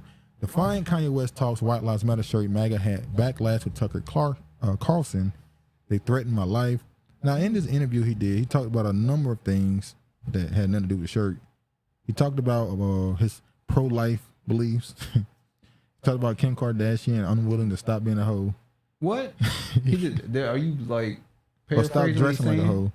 Huh? Or did he flat out say that? Yeah, he said that the fashion industry make her over-sexualize herself. Even though he called her the new Marilyn Monroe, didn't he? He said he wanted the Marilyn Monroe, modern day era, Marilyn Monroe. Marilyn Monroe was a MK Ultra sex kitten. Yes, she was. A gold level or diamond level. She even wore the dress. Exactly. Marilyn Monroe. Oh man, Marilyn Monroe. She had a lot of people she was attached to, not just the president, his brother. You know how? Yeah. Anyway, move on. He also talked about his belief in, like I said, abortion, or against it, should I say. His alleged Trump support. I don't think he's actually believing anything. Didn't he say he don't even vote? I think he said he don't even vote. Let me show this. We are in a battle with the media. Like, the majority of the media has a godless agenda, and the jokes in that work, and this whole like, oh yeah, he's crazy and all these things, they don't work because the media has, they've also watched travesties happen, just even specifically to me, and just watch it and act like it wasn't happening, and they stay quiet about it. Subscribe to the Fox News YouTube channel to... And of course, he goes sit down with Fox. So let me show this last one. So you just came from Paris Fashion Week. You just landed, and you have a lanyard still on from it, and there's a photograph on it. What is that? It's a photograph of a baby's ultrasound. Why is that? And that you designed that? Yes. Why? What does that mean? It just represents life. I'm pro-life. Boy, so you wear it on a badge. What kind of response do you get? And good, amen. I agree. I don't care about people's responses. I care about the fact that there's more black babies being aborted than born in New York City at this point. That 50% of black death in America is abortion. So I really don't care about people's responses. I perform for an audience of one, and that's God. Subscribe to the Fox News YouTube channel. Well, what you think? Kanye West is batshit crazy. Is he? Or is he programmed? He's programmed. He's programmed. I'm just going to show this right here. I'm not going to be disrespectful. I'm Harley past that. You're not going to bait me into saying something disrespectful about Lizzo. I won't do it. Okay. Virginia said, yep, Duke, I agree with black to the non-blacks often are just another cause to jump on, and not because we're viewed as human, more like a fetish. If I said, yeah. That Black Lives Matter should be, us seeing Black Lives Matter on other races should be just as offensive as we see White Lives Matter on Kanye or anybody else black. I said, when I look at it, I go, why they got that on? I'm not saying you don't, I'm not talking about you, I'm saying in general, people should be just as like, why are you even bothering with this? Because it ain't real. A trainer, a friend of mine, Harley Pasternak, when Lizzo loses 10 pounds and announces it, the bots, that's a term for people like, it's like telemarketer callers, like on Instagram, they attack her for losing weight. Let me say this. I remember a few months ago when she announced that she was on a diet or some type of workout thing. She was on a treadmill. She took a video of herself or a picture of herself on a treadmill. I was surprised by how much backlash she got, how many people were saying that she's conforming to the system and she shouldn't be forced to lose weight. So he's not lying right there when he said that when she posted herself losing weight, attempting at least. Who were the people in the comment section? Do you know? Well, it probably was bots, like he said. But for the most part, it was just all races of men and women. They were all saying why she got to do this. She shouldn't have to. Almost telling her to stop without saying it. It was crazy. Because the media wants to put out a perception that being overweight is the new goal when it's actually unhealthy. Yes. Let's get aside the fact of whether it's fashion and Vogue, which is not. Let's just, or if someone thinks it's attractive, to each his own. It's actually clinically unhealthy. And for people to promote that, it's demonic. Demonic, damn. She got that eating spirit on her. He's saying being fat is demonic? Damn. Now look at this. Ahmaud Arbery's mother slams Kanye West over White Lives Matter shirt, says it legitimizes extremist behavior. Well, the White Lives Matter slogan has been attached to what they call far-right organizations and groups. So they're trying to say him saying this is making them feel empowered. How would a black man saying White Lives Matter? Those type of people don't care what black people have to say. This neither makes them feel stronger in their opinion or weaker. It's just like, who cares what he said? Well, now what it will do is allow them to, they're probably going to put it on their, they're going to walk around with those shirts now. They're going to walk around and put it in their bio the same way you have Black Lives Matter. And how can you, now look, I understand the slogan, Black Lives Matter, is beautiful, ain't it? Do you agree? Yes, it's beautiful. The problem is the movement. It was a scam movement. You shouldn't have to put on a shirt to say Black I get Lives it. Matter. I get that. There's nothing wrong with that.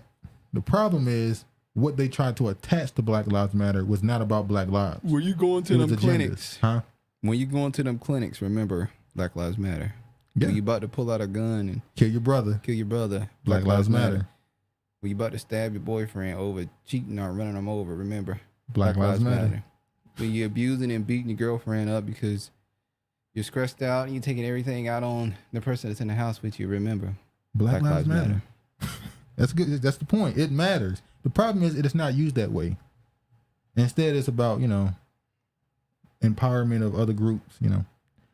So his mother came out and individual that come forward to criticize Kanye West for his controversial behavior this week, which included the rappers wearing a t-shirt. Well, we know all that.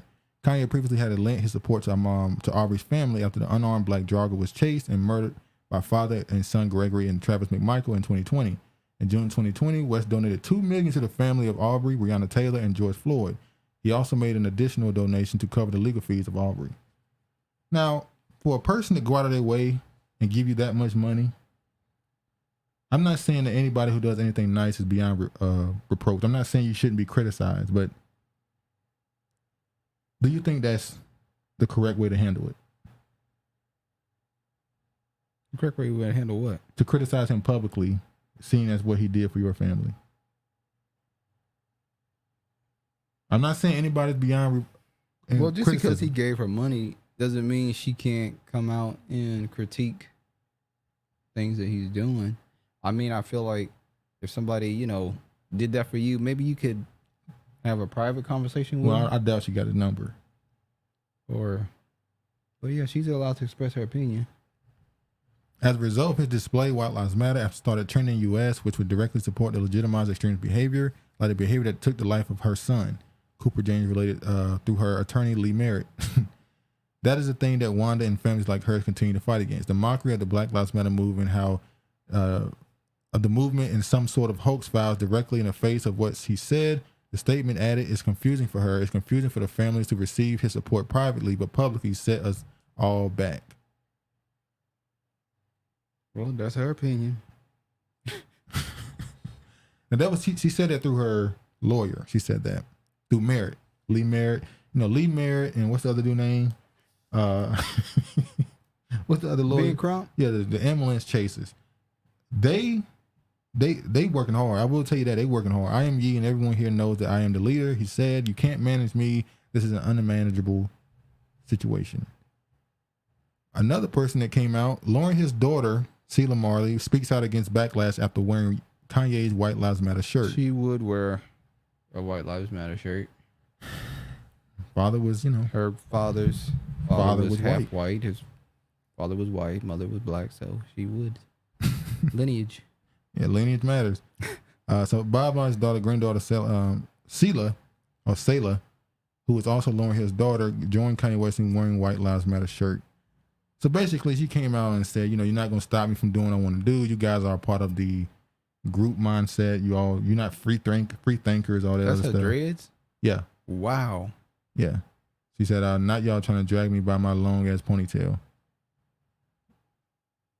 She must have never cut her her hair hair since she was a kid. Yeah, probably. I mean, her father is Bob Marley's son, and you know, Lauryn Hill kind of. That's a lineage to grow dreads. Yeah. So yeah, she trying to use this to promote herself, but this is all a hustle for the bread. We don't know. Now, another thing that came from this is this interaction with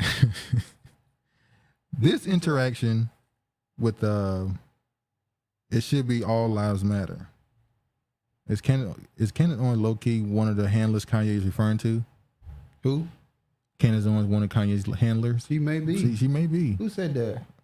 Regina. She be on it. But yeah, probably I forgot that Kanye. She's always with him. Well, now in a public.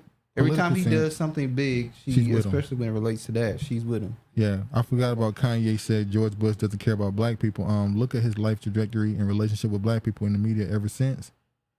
Yeah, it's been pretty bad. His commentary after that day, he probably was at the height of his popularity amongst black people. After that day, he kind of been, and everybody say, "Oh, because his mama died." No, he was that person long before his mother passed. But Tony says all lives should matter. When I'm in the George said when I'm with them bunnies and Travis at the window salivating and hating, bunny lives matter. Hey, Sean Diddy Combs. George gonna eat them words. Sean Diddy Combs defends Kanye West in shirt controversy. He said, my boy is super, super, super free thinker, and a lot of times what he means is like misconstrued it. You know what I'm saying? I'm not making excuses. If he did it, that's the way he thinks. I understand white lives do matter, but it's not that. Black Lives Matter was our slogan. That wasn't our slogan to go share with nobody else. Because right now we're the ones that are dying. They are incarcerated. That are left in poverty, not getting no money for reparations. What? Diddy went on to insist people don't have to condemn Kanye or cancel him, but maintain that the shirt was a very tone deaf. Now it's not the time to unnecessary noise. You have to be unapologetically black and love your people and love your tribe first. 50-year-old emphasized. Yes, you heard that. Your tribe first. And while the last night Hitmaker was designed a t-shirt to support the hip-hop star, he now needs a couple of days to get over the controversy before deciding if he releases it. Kanye has not yet clarified. We don't know. He did clarify it. He did it for the money. What's up? Check this out, y'all. I am not about to be. Regina said, during Black Lives Matter protests here in Seattle, an elder stated the reason so many non-black people had Black Lives Matter signs in their widows was to protect their property. Oh, yeah. Yeah, they have that everywhere. That was everywhere. A lot of white people was putting those signs in the yard, putting the signs in the window so you wouldn't burn their shit down. They still got that in their windows. that was strategic. They didn't give a damn about the movie. Asians in Chinatown, they got that everywhere. If you go to the International District Street, they still got stuff boarded up. They have pictures of Ahmaud. What's the woman name? Sandra Bland. Breonna Taylor. Yeah. Probably George Floyd. I'm sure they got George Floyd. They got about 10, 13, 14 people. They pictures plastered on the walls around the building. Yeah, that's to protect themselves. Yeah. Don't touch this building. Black Lives Matter. I was like, y'all need to get that shit off because it's the white homeless people that's breaking and shit and tearing shit up now. Exactly. Addressing every last thing that's going on in the world on the internet. But the thing I do have to address is this White Lives Matter t-shirt. I've always been there and I will always support my brother Kanye as a free thinker. But the White Lives Matter t-shirt, I don't rock with it. You know what I'm saying?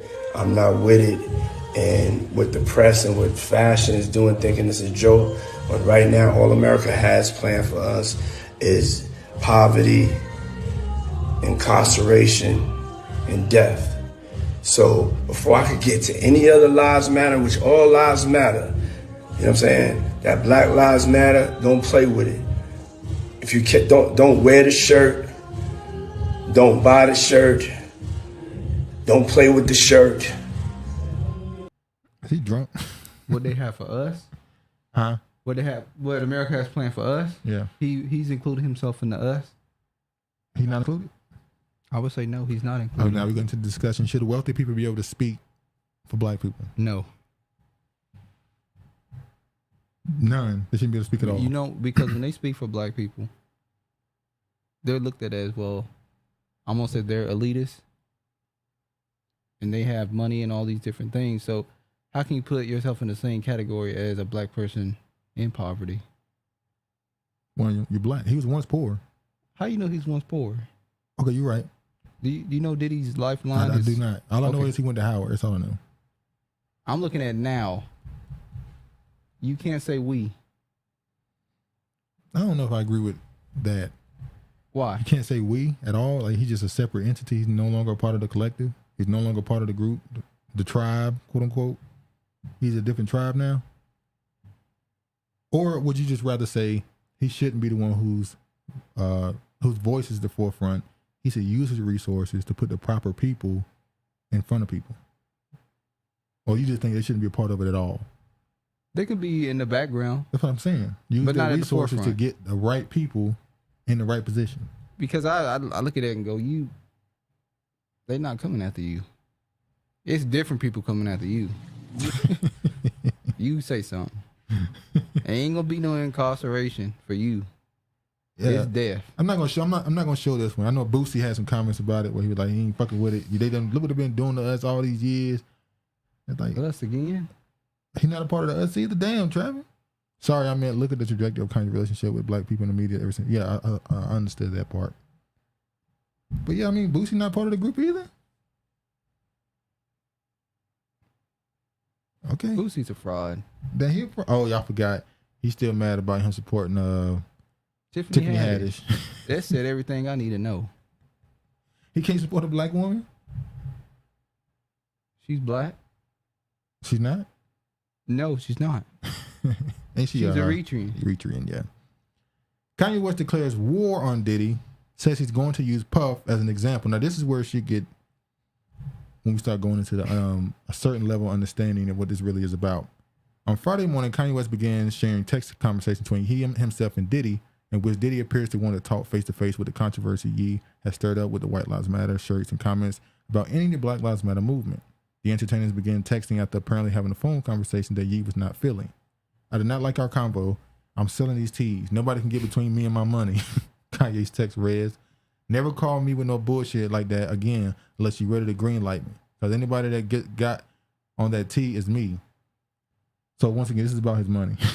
He know white people gonna buy this damn shirt.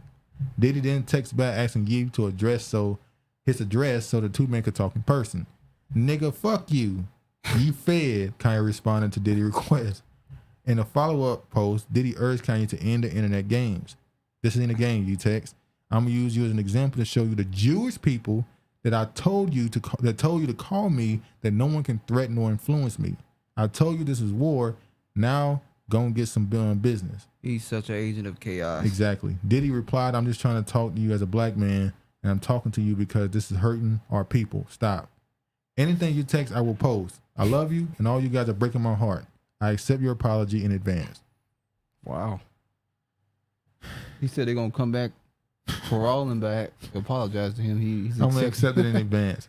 Now, when he said that the Jewish people that's telling you to call me, tell them they can't influence me. Now, remember when Kanye West got into that big hoopla with Kris Jenner, where he said they was trying to send him to a hospital? And he also said that he wasn't going to allow her to turn his kids into prostitutes. Too late for that. He said a lot of stuff about Kris Jenner, how she was the pimp and she's controlling everything. Yeah, he was like, she's controlling everything. Right. He was like, y'all gonna have to come get me.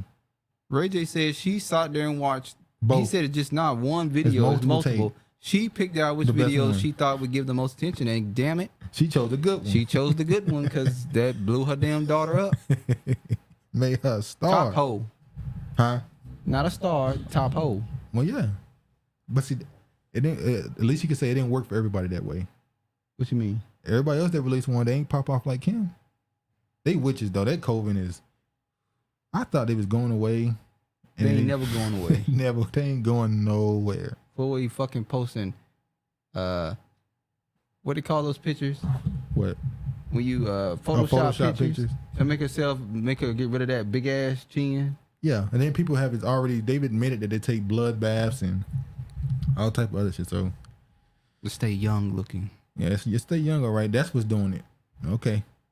There's some people out here that look rough ever since COVID. They weren't able to get that. What's it called? Adrenochrome. Adrenochrome. They ain't been able to get that adrenochrome. They out here looking rough. Asian like spoiled milk out here. All right, let me show what Diddy had to say on the Breakfast Club about reparations. We the ones that are dying. That's right. You know what I'm saying? That are incarcerated. That are left in poverty. Not getting no. Yeah, Sean Combs is running from that Mace heat.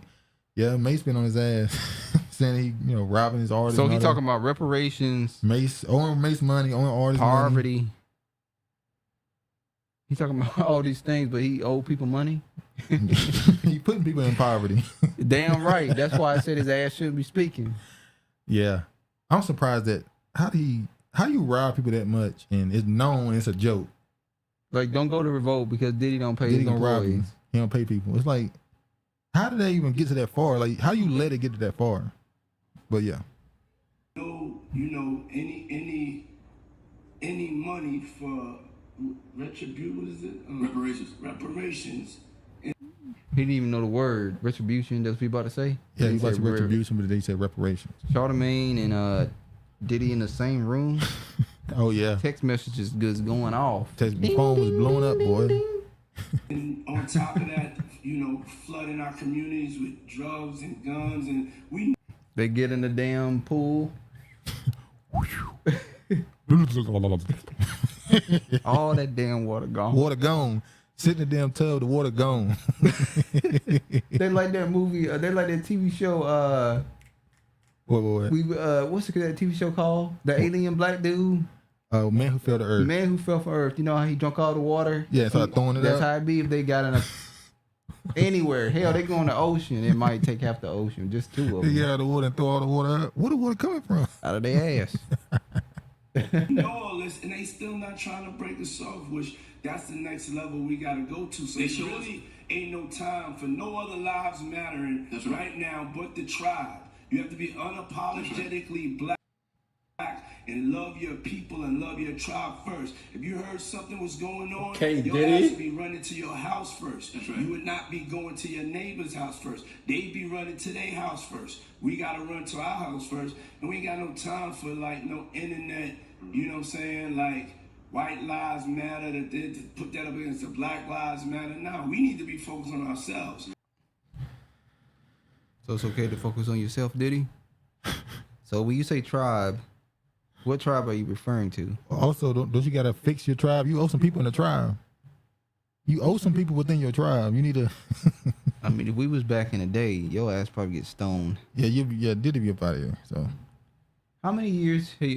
What is it? 7 years? You have to forgive after 7 years after of debt. Yeah. Well, it's been 7 years with Mace, so Mace need to let that go and forgive his brother. You gotta let that ride. It's over. Let it ride. It's over. All right. Now I'm gonna show another video from a guy on social media named the Foreign Man in Foreign Land. I think that's his name. He did a video where he responded to being told that he's not. He's a Jamaican guy. He was told he's not black. He's not by the ADOS FBA people on Twitter. So he went back and forth with them, and then he made a video.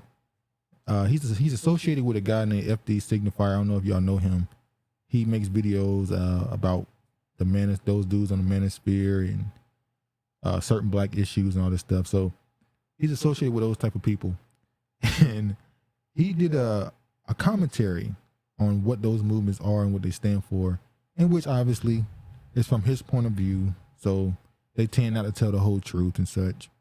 But I'm going to show some of this, maybe a few clips, not much at all, just to give you an idea what the video is about. And we're going to discuss some of it. Let me,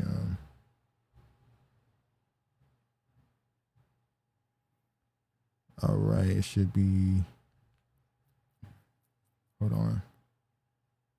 Okay, let me go ahead and play this now. Black folks, we busted our asses helping these little anchor baby mammies and bedwenches bring their little asses over here. We fighting y'all about reparations. We ain't even got. There are some Black Americans who don't consider me Black. They passionately insist that they are not Africans. Some of them will say, actually, we are the indigenous people of the Americas. Everyone hates Nigerians. I don't know why. Call us demons. We're evil. Anchor baby mammies and bedwenches. This was the day that changed my life forever. I always wondered if there would be a sign that today would be different. But it was like any other day. Every day, same shit. Wake up, work for white people, get paycheck, carry ass home. Till I go on Twitter. That was my first mistake. And I checked my mentions. Listen here, my UV ray resistant folk, them.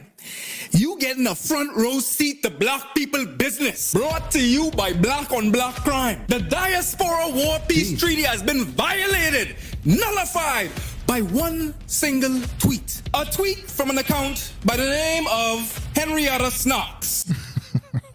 I've seen her before though. Henrietta Socks don't play, huh? She's associated with Tariq Nasheed. She's been in some of his events and all that stuff. So when I saw you knew they was serious. Yeah. When I saw him say that, she responded to, oh, she's gonna say some shit to him. She said something to really fire him off. So basically he got into a back and forth with certain people on social media. I'm gonna skip forward to where he talk about the movements. Let me move forward. Right now, because when Bay demanded that I take down the video where I got it wrong and make an apology video for it. ADOS was born from... Let me tell you something. ADOS don't play. You write an article, you make a video, anything. You will get sued. They will sue you. They got, was it Harvard or Yale? One of them? It was, they got them, take an article back, which is a big deal. I think it was Harvard. Retract the statement, retract an article. That's a big deal. And they retracted it. So, or they want to pay some money. They're trying to get money for them. Also, they're trying to get for damages. Damages. Yeah. Defamation. Damn. And Antonio Moore. Their mission is to demand reparations for the atrocities of slavery in the United States. Regardless of your reparation hot takes, as I have many, this sounds like an intrepid mission statement. Would you agree? So why would I have beef with them? Or maybe the next way around. They also advocate for focus on ADOS when it comes to affirmative action policies. This is due to the claim that these policies have ostensibly benefited other marginalized groups outside of ADOS. As you can imagine, this has led to many contentions, not only with the Black diaspora, but just human beings at large. Like, the 2019 campaign that ADOS started against Kamala Harris, claiming that she's not black, she's just Jamaican. And of all it takes to dislike Kamala for her bloodline beginning in Jamaica due to the slave ship stopping there instead of the States, it's a bit tacky to take her to task over. That's a lie. Yeah, he lied. They said that she was not just Jamaican, she was Indian. Brahmin, to be exact. She's Brahmin Indian. Her which mother is the highest level. Caste in that country. So that's not true. They did not say that she wasn't black because she's Jamaican. They said she's not black because she's a biracial Indian Jamaican woman. They wasn't even. They were just saying she's not black. Yeah. She's not American. That's what they pretty much were saying. As well. That was part of the point, which is true. That's true.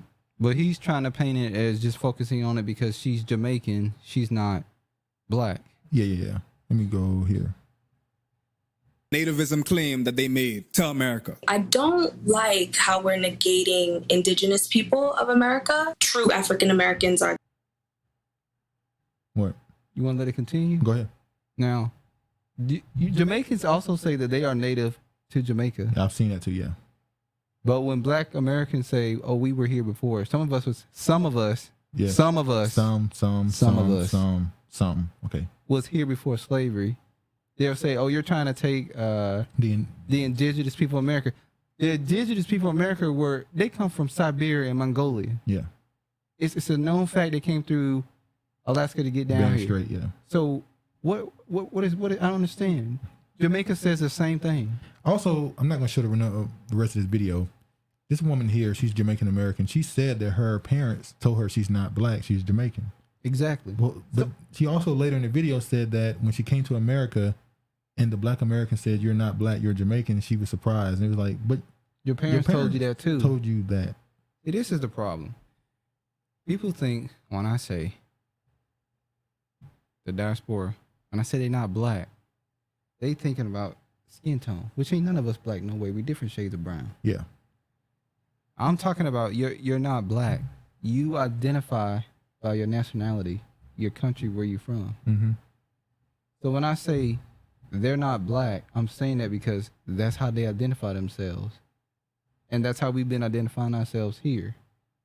Yeah. So what do you but you still hop on that thing and you say, well, are they not the same race? Are you finally going to let that go?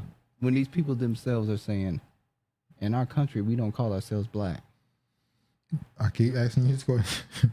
Nigga, let it go. Is black a race, ethnicity, or a nationality? You keep saying that you I are... done told you. For us, it's all three. So you're saying you're a different race then? No, what I'm saying is they don't identify themselves with that. So why am I calling them something that they don't identify themselves with? So they're a different race. You go to bullshit. That's not bullshit. I keep asking you to answer the question. You never want to answer. Are they a different race? Because I didn't answer the question. I'm not going to keep answering the question. All right, we'll move on. Now, this right here was in the UK. This is from a little while ago during their Brexit shit that was going on. A Caribbean dude over there had a debate with a caller who told him he's not English. He's not. That he is Caribbean British. So I'm going to let y'all see what he had to say. You keep saying that you are African Caribbean, which is fine, but how can you be African Caribbean and English? I couldn't be African. I'm English, but I certainly could not call myself African Caribbean. You could be Irish, though. You could have Irish. No, I'm not Irish. Yeah, I'm but not you could Scottish. be. You could be. No, I'm not. because I have looked my name right the way back to the Middle Ages, my maiden name, and I'm Anglo-Saxon. Great. But you will never be... There's no such thing as Anglo-Saxon. That's a created term. That's a term they created to make it seem like they're native to that land. But move on. English, you are African Caribbean. But why will I never be English? Where's because you're African Caribbean. Look, I can't say to you. At what point? What about my kids? What are my kids? What are my kids? I can't say I'm African Caribbean. What? Now, yeah, but the truth is this the point you make when you say when other people of darker hue come to this country, they can be Caribbean or one of the countries in Africa nationalities, and they can be black. What? But black Americans can only be black. Is that not the same point you're making as this caller? Yeah. So you agree with her that because he came to the country and he's allowed to be two things, then you should make one thing exclusive. No, what I'm saying is he's Caribbean. His family is a generation. He's second generation, right? No, he's first. I think he's second. His mother moved there. So he's first generation. Did she have him there? His mother, he was born there. Okay, so he's first generation, Caribbean. Caribbean, London, wherever they're British, at. Yeah. And she's pretty much saying you're still you're still Caribbean, you're not English. But he's saying I am English. I was born here. He's still Caribbean. His lineage will always be Caribbean. But his nationality is British or it's English. They consider English now, at least. They're starting to consider it like a tribal thing. They're trying to consider it a race almost. But English would be England, which is a nationality, right? Yeah. So Great Britain, that will also be one. So he's Anglo-Saxon is an ethnicity that they created. So he's identifying himself as African, Caribbean, English. Yeah. And she's saying, no, you're just African Caribbean. Living in England. Living in England. Oh, shit. See, that's what happens when you try to go out and leave where your group has been and try to migrate to different places. You get people that like, no, we don't want you here. We don't want you here. All right. Here's another one with Marcel, the guy who ran for office in South Carolina. He got into it. Well, not a guy. He had a comment. I didn't know if he would make it back after that nasty fall. What?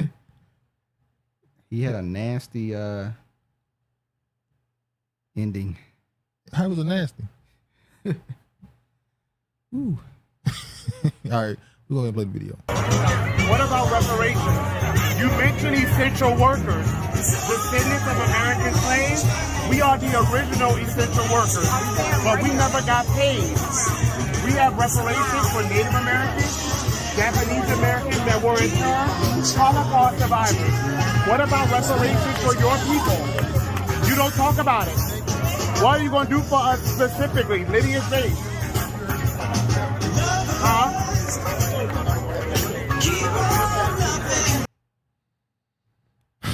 He gave him the hand like, I'm out. When are we going to chat? They don't answer questions. The funniest one I saw was when they got Clarence Thomas, who, by the way, has been... Had a fish fry. Seemingly really quiet, hasn't he? I haven't heard anything about Clarence... Not Clarence Thomas, I said Clarence Thomas. What's his name? Clyburn? Clyburn. All right, I got another story here for y'all. Okay. Is this another Diana story? VP Harris Mordecai was in a car accident. Secret Service first said it was a mechanical failure. Not Kamala. I won't let her go out like that. Oh, Lord. She deserves better. Reports of one vehicle collision on a closed road involving Vice President Kamala Harris has raised questions about her safety and the Secret Service integrity. A Secret Service agent driving Harris to work in an SUV hit the curb on a downtown tunnel, requiring the vehicle's tire to be replaced. However, agents failed to relay the key details of the incident to superiors and initially reported it as a mechanical failure, the Washington Post reports. The paper report that the discrepancy in reignited concerns over the agency's history of hiding errors. Some also question the Secret Service motive for holding back details on the incident. The accident led to Vice President to be transferred to another vehicle in the motorcade. That the move was captured on a cell phone video from someone seemingly in a nearby building. It has been shared thousands of times on social media. What you think? Think it's just a little bit of a bump. No big deal. They were trying to make it a bump. They were going in the tunnels. We know last time there was a tunnel involved. Diana was. That's why they said Diana. There was a tunnel involved, and she even got that tunnel. Seemed like they just trying to get Kamala name back out there. Trying to get some sympathy for her. Sorry. Then they trying to get some sympathy for her? I keep forgetting she's not her sister. Kamala.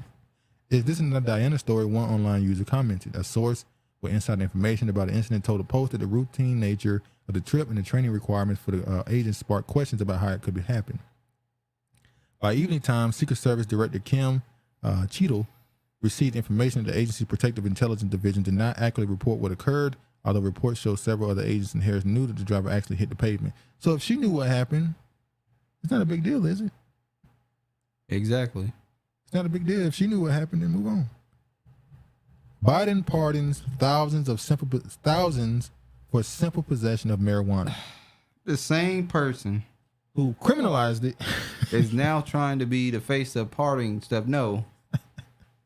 But federal, by the way. Stick to your same playbook you've been doing all these years, Biden.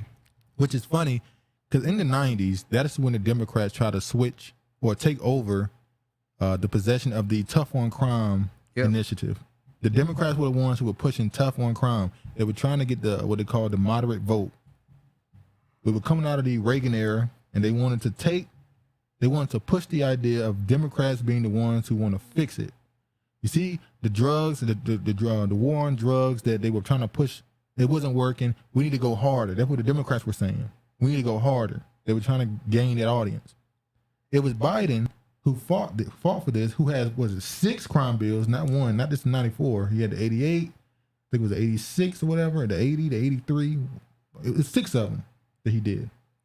Biden has changed. Now he's saying they should have never been criminalized.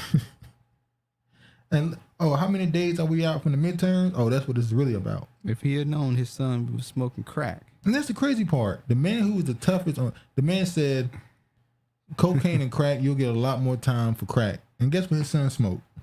Crack. Lots of it. He was allegedly kicked out of the military because they found crack. He was found a pipe and found out he was smoking crack. President Joe Biden is pardoning thousands of Americans convicted of simple possession of marijuana under federal law as his administration takes a dramatic step toward decriminalizing the drug and addressing charging practices that disproportionately impact people of color. Biden's move also covers thousands of convicts of the crime in the District of Columbia.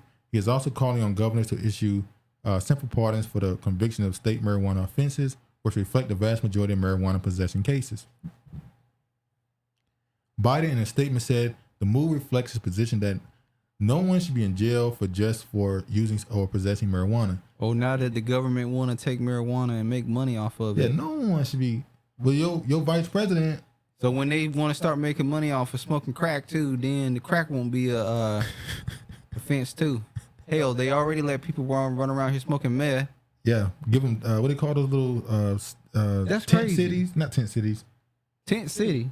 Yeah, where they let them, the place where they let them use drugs. Shit, they let them use drugs on the street. They be downtown doing drugs right in front of the officers. I'm talking about when they give them needles and condoms. When they done, he's like, you want me to take your foil for you and throw it in the garbage? No, I'm going to need it later. Sorry. Can't tell you when you walk around, you see foil on the ground, you go, You see foil everywhere. All I see is burnt foil everywhere. Biden Ridiculous.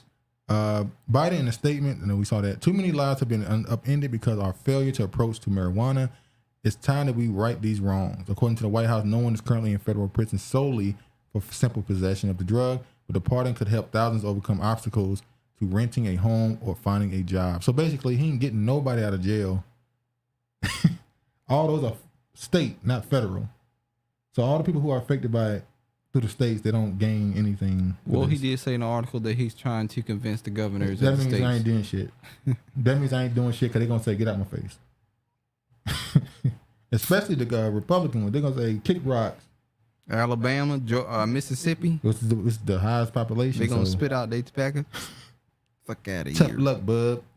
And look at this, the Black Caucus. Let's see what the Black Caucus. Huh? The who caucus? The Black Caucus. The People of Color Caucus. It's what should be called. All Lives Matter. We applaud POTUS for taking these transformative steps to right the historic injustice of the failed war on drugs by reforming our approach to marijuana criminalization. This just means we're getting closer and closer to them just legalizing it completely across the country and trying to find a way. Remember when Eric Adams said they're going to grow it on top of buildings in the projects? Yeah. Eric Adams said we're going to go to the projects and grow it around. Why not go to Manhattan? Why not go to these other places? Grow marijuana. Huh? Why not go to other places and grow marijuana? Why do it in the hood? In the hood. Well, I guess he wants to put it in the hood because he's going to have the black people there selling it. Oh. What about all the people that's arrested for they don't selling? care. They don't care. Okay. So that's what the Black Caucus had to say. Thank you, President, for undoing something you did. They should be going in. Yeah, Democrats are lagging among black voters, and that could cost them in November. Oh, they didn't say black and brown voters? No. Wow. The 2022 midterm elections are already begun with voters casting early ballots in some states with Americans so closely divided. See the tight Senate races and tied generic congressional ballot. Even the slightest change in voter sentiment can make a big difference. In other words, it's not only about who wins with the blocks of voters, men, women, college educated, non-college educated, but also about the margins with which they win them. That's why I was struck by a recent finding that black voters in the ABC News Washington Post poll, and that's where we begin our look at the week of politics that was. Biden and the Democrats have a smaller edge with black voters. Black voters tend to be a forgotten part of the discussion about general elections. The reason is simple. They have been one of the most democratic parts of the electorate for a long time, while Joe Biden in 2020 likely did slightly worse than Hillary Clinton among African Americans. He still won them by an overwhelming margin. That doesn't mean black voters aren't unimportant, though. Black voters put Biden over the top in a number of swing states, e.g. Georgia, Pennsylvania, Wisconsin. We're not going to talk about Pennsylvania. All of those states have competitive gubernatorial. Or Georgia. Huh? Or Georgia. Yeah, we're going to leave that alone. Looking at the national polling, it seems possible that Democrats might not be able to count on nearly as much support from black voters as they have in previous elections.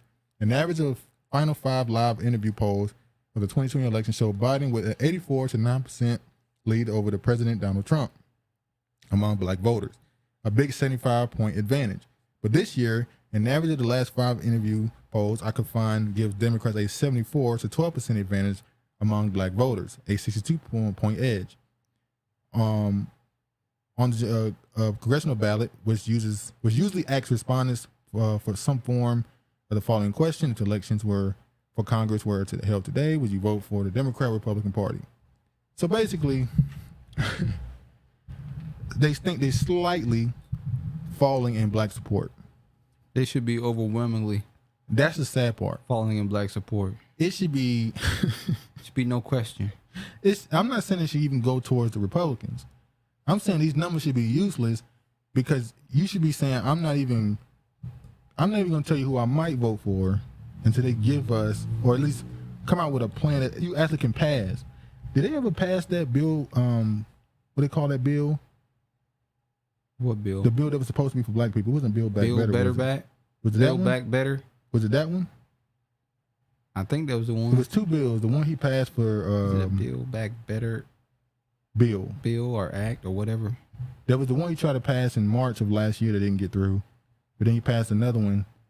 No, the infrastructure one was the one he passed. Okay. So the Build Back Better one didn't even get through. All right, let me go ahead and move on to this one. I like Sky News. Sky News. Sky News can say what Sky News can say what Fox News in America can't say. Fraud basically. News. African American voters aren't buying the BS anymore.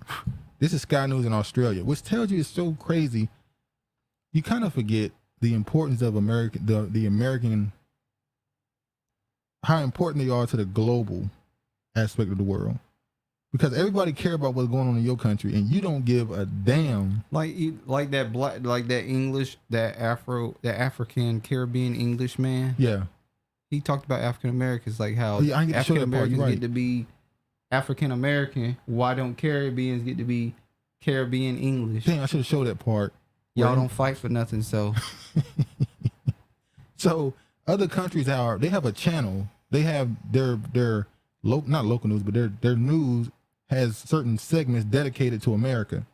But in America, we only talk about other countries when something tragic happened, like the bomb. Yeah, or when we want to push propaganda against another country. That's the only time we talk about another country. A bombing happened, somebody got some big killing happened, or we want to make you not like a country. Yep, because we want to go over there and do what we got to do.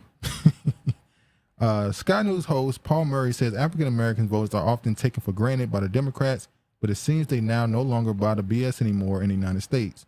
The assumption is that, as Joe Biden once famously said, if you ain't vote for me, then you ain't black, Mr. Murray said.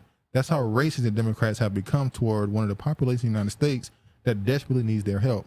But secondly, that they are take for granted. Now, the Republicans have been trying to push this for about 4 years. Oh, look, black people ain't going to vote for them this year. And it's like... And they come out and... They vote for them. And they vote for them again. They feel like, damn, we keep trying to... Who do we have to thank for that? Who? Who keeps showing up at the polls? Oh, who keeps trying to get them booties to the dance pole? Get that booty. Come on. I thought they gonna have Uncle Luke. Well, he was he talked against Kamala Harris at first, and then he turned around and supported her. So then when that woman told him that he gave an opinion that nobody wanted, think about it. I can't even speak about politics anyway. Reverend Sharpton says Democrats aren't connecting with black Latino. Oh, of course he voters. put Latino in it. Sharpton said Donald Trump and abortion were the only reason Democrats were in the game. I don't know about that Donald Trump part. Once again, I talked to my pops, and he said a lot of people he know, a lot of the people he said they're thinking about voting for Trump. Now he said he can never vote for Trump. I'm not even getting to You're talking about our father. My father, he has his he don't even vote, but he said if he did vote, he couldn't vote for Trump. Some people are just lost cause. You gotta leave them where they at. Look at you talking shit about. Sharpton, but yeah, I don't think that Donald Trump part is becoming as much of a negative as it probably once was. Al Sharpton said Monday that Democrats have had a hard time connecting with the former President Donald Trump, and abortion were the only reason that they were in the game. The question is, are Democrats doing what it makes? Jesus Christ. This is you're having a brain freeze. This is Fox News. No, I'm not reading it wrong. This is Fox News. He goes on. Look what it said. The question is, are Democrats doing what it makes? Doesn't even say takes. Jesus. I told you they don't really be proofreading articles before they send them out. News. Damn. What it makes to keep those who have loyalty, who are loyally voted Republican, are Democratic voting Democratic. Jesus Christ, I can't. Who are legally voted Republican. Who loyally. Oh, legally. Damn, I'm sorry. Who have loyally voted Republican are Democratic voting Democratic, because right now you have people of color breaking away from the Democratic Party, and you have white college-educated suburban voters breaking away from Republicans, so it's creating a real flux. Morning Joe host Joe Scarborough said. Sharpton said the concerns among the Congressional Black Caucus was about how they're connecting with the base to the message. Now, he had the same thing we saw on the clip I showed on MSNBC, where they kept talking about the streets, the base, and all that other stuff. The Democratic Party and President Biden does have some things they could be using that they've done that have benefited clearly black and Latinos, but it's not connecting. So you're seeing this as a polls indicate Latinos and black men, not black women, not black people, Latinos and black men go the other way because they're not getting their message to the ground the way they should. So they just don't know what's going on, so they're not going to vote for the people that benefit them. It's crazy. They just do this blatantly at this point. It's not even. They saying the black man is the problem. Yeah, Latinos and black men. I don't give a fuck about no Latinos. They do. An appeals court rules against DACA, but the program continues for now. So the appeals court has come out again and said that the DACA program is illegal, but it still can continue until it goes back to DACA. What is? It's DACA. Okay. But going back to the appeals court or the circuit court, and they're going to pretty much again say what's allowed in the new version of the bill that Biden didn't put out. They fighting hard to get them fighting hard. Basically, this is a fight they let them vote. Even though they're saying it's a fight for them to be able to stay in the country, it's really a fight for them to be able to vote. Because if they're in the country, the assumption is that if you get enough of them in the right place, you'll have a chance to swing more states. But I don't know if it's going to work out for them. You got Negroes in New York who soon want to stop them from voting. Illinois County just launched the nation's largest guaranteed income program. Cook County will send up to 3,200 eligible residents $500 a month in cash assistance for 2 years, becoming a leader in the movement for universal basic income. The second largest county in the U.S. just launched its official, saying the biggest guaranteed basic income pilot program in the country, becoming a leader in the national movement toward universal basic income. Was it someplace in Georgia? I think like 2 years ago announced they were doing $1,000. Damn, 2 years ago. That was either at the beginning of this year or the end of last year. It wasn't the beginning of this year, was it? Yeah, ain't been no 2 years. You in the future right now? that was last year, wasn't it? Ain't been no 2 years. It was definitely last year. You traveling in space. That was last year, definitely. But anyway, in Georgia, there was a program they started where they said they're going to give, I don't even know if they said women. They just said people who identify as women. They didn't say women. They're going to give them $1,000 a month for 2 years. I don't know what happened with that program. I'll look it up again. But this one, they said they're going to give them $500, and this is out of Cook County. The Cook County Promise Guaranteed Income Pilot was sent to 3,200 eligible residents $500 per month in cash assistance for 2 years. Residents in the county, which includes Chicago, can begin applying for the program starting Thursday through October 21st, and payments are anticipated to begin in December. Applicants must live in Cook County, be at least 18 years old, not be participating in another guaranteed income program, and have a household income of below 250% of the federal poverty level. People will not be asked to verify citizenship or immigration status in the application. Yeah, look, that's crazy. People will not be asked to verify citizenship or immigration status in the application. So that means I don't have to be. I could just. You got to be a citizen. And Kiefer was right. He said one step closer to Agenda 2030. Exactly. Rely on the government to sustain you, because we already getting rid of a lot of industry. A lot of these places are shutting down. All we got left now at this point is factory work and warehouse and stuff like that. And tech. If you're in the tech field, you might be safe in the tech nursing field. Homes too. Huh? What do you think about retirement livings and nursing homes, and what are they going to do with the old people? They're trying to get rid of the old people, Trevor. Oh, the COVID? Yeah, they're trying to get rid of them. I mean, you hit a certain age, they're going to euthanize you. Like, they're going to get your ass up out of here pretty much. You hit 50, you scared. Well, they definitely don't want you to get past 62. Yeah, 60, you don't want you to file for that retirement. Hell no. They pushing that shit back to 80. They're going to get rid of it eventually, because they said ain't nobody going to make it to 80. Well, they're not going to bother doing it because you're not going to be working. Like, remember that? There was a, what was that? It was a Futurama. Yeah. Where they had an episode where the people was on the spaceship traveling to another place, and they all were fat. They all was sitting in these floating chairs, and they were super duper overweight, like 600 pounds. And all they did was eat because they didn't have to work. They didn't have to do nothing else. Is that what they want society to go to? That ain't gonna happen to me. To just eat yourself to death so that you can just perish? Well, hell, people doing that now, eating themselves to death. So, yeah. After months of hard work, Cook County is proud to be launching the application portal for the largest publicly funded guaranteed income pilot in American history. By the way, didn't it say in this article? It says that Cook County is the second largest city. Yep, it's a lot of black people in Cook County. People of color. And then, of course, in that same place, she put the needles. She put the needles in the thing. I'm surprised they didn't say you got to get the jab to get the damn money. Exactly. There might be a stipulation. Shit, they gonna get that jab. They get $500 per month. People would get a jab. Yeah, $500. I don't want to get sick anyway. Put the needle right here. Put the needle right here. All right, $500. Yeah, Jackson City councilman tells residents to dispute high water bills before it's too late. Now this is crazy.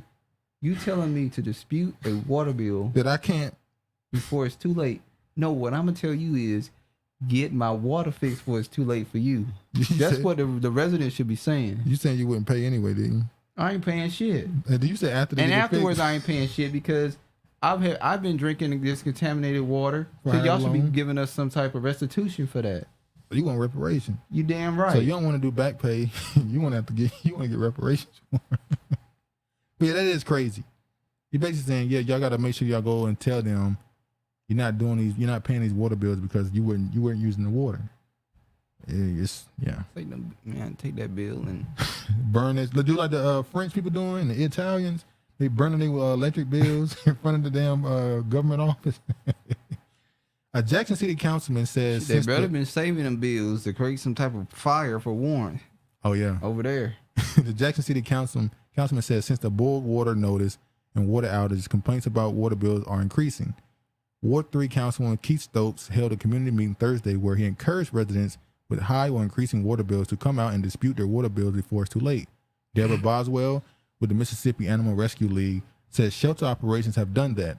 We went to the water department. Our administration went to the water department and spoke with them, requesting a copy of the bill. Nope, you don't owe anything. We're not going to give you a bill. And so we just stopped calling. We couldn't get a response, so we stopped calling, Boswell said.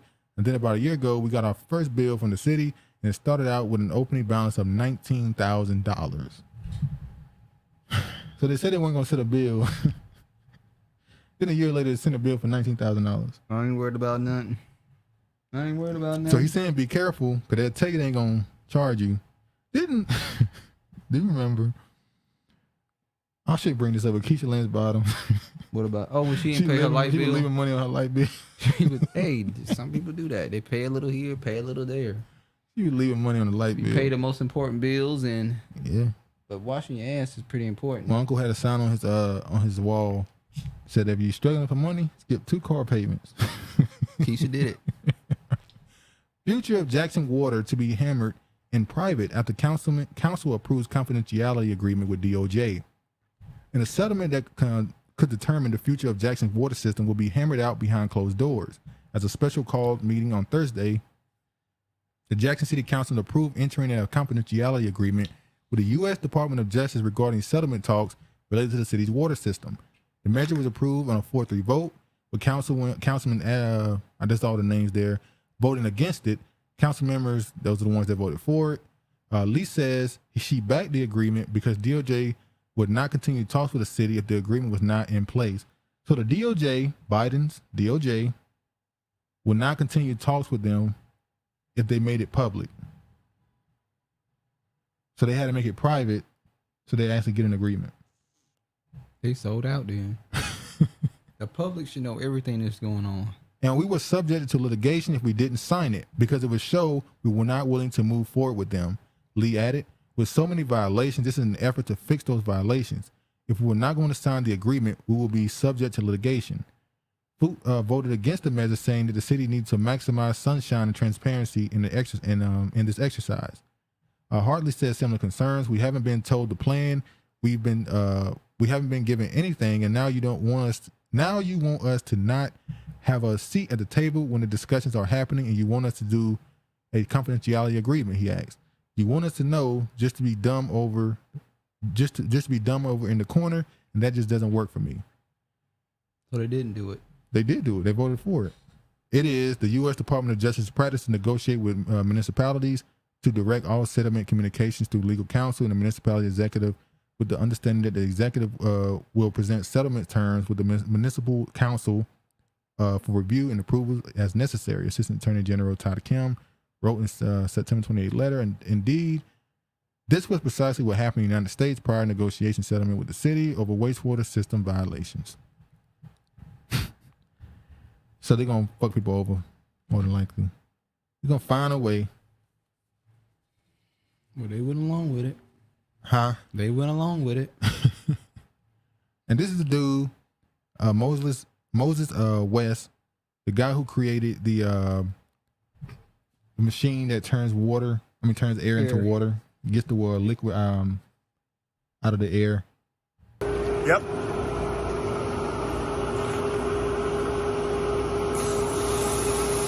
All the way open.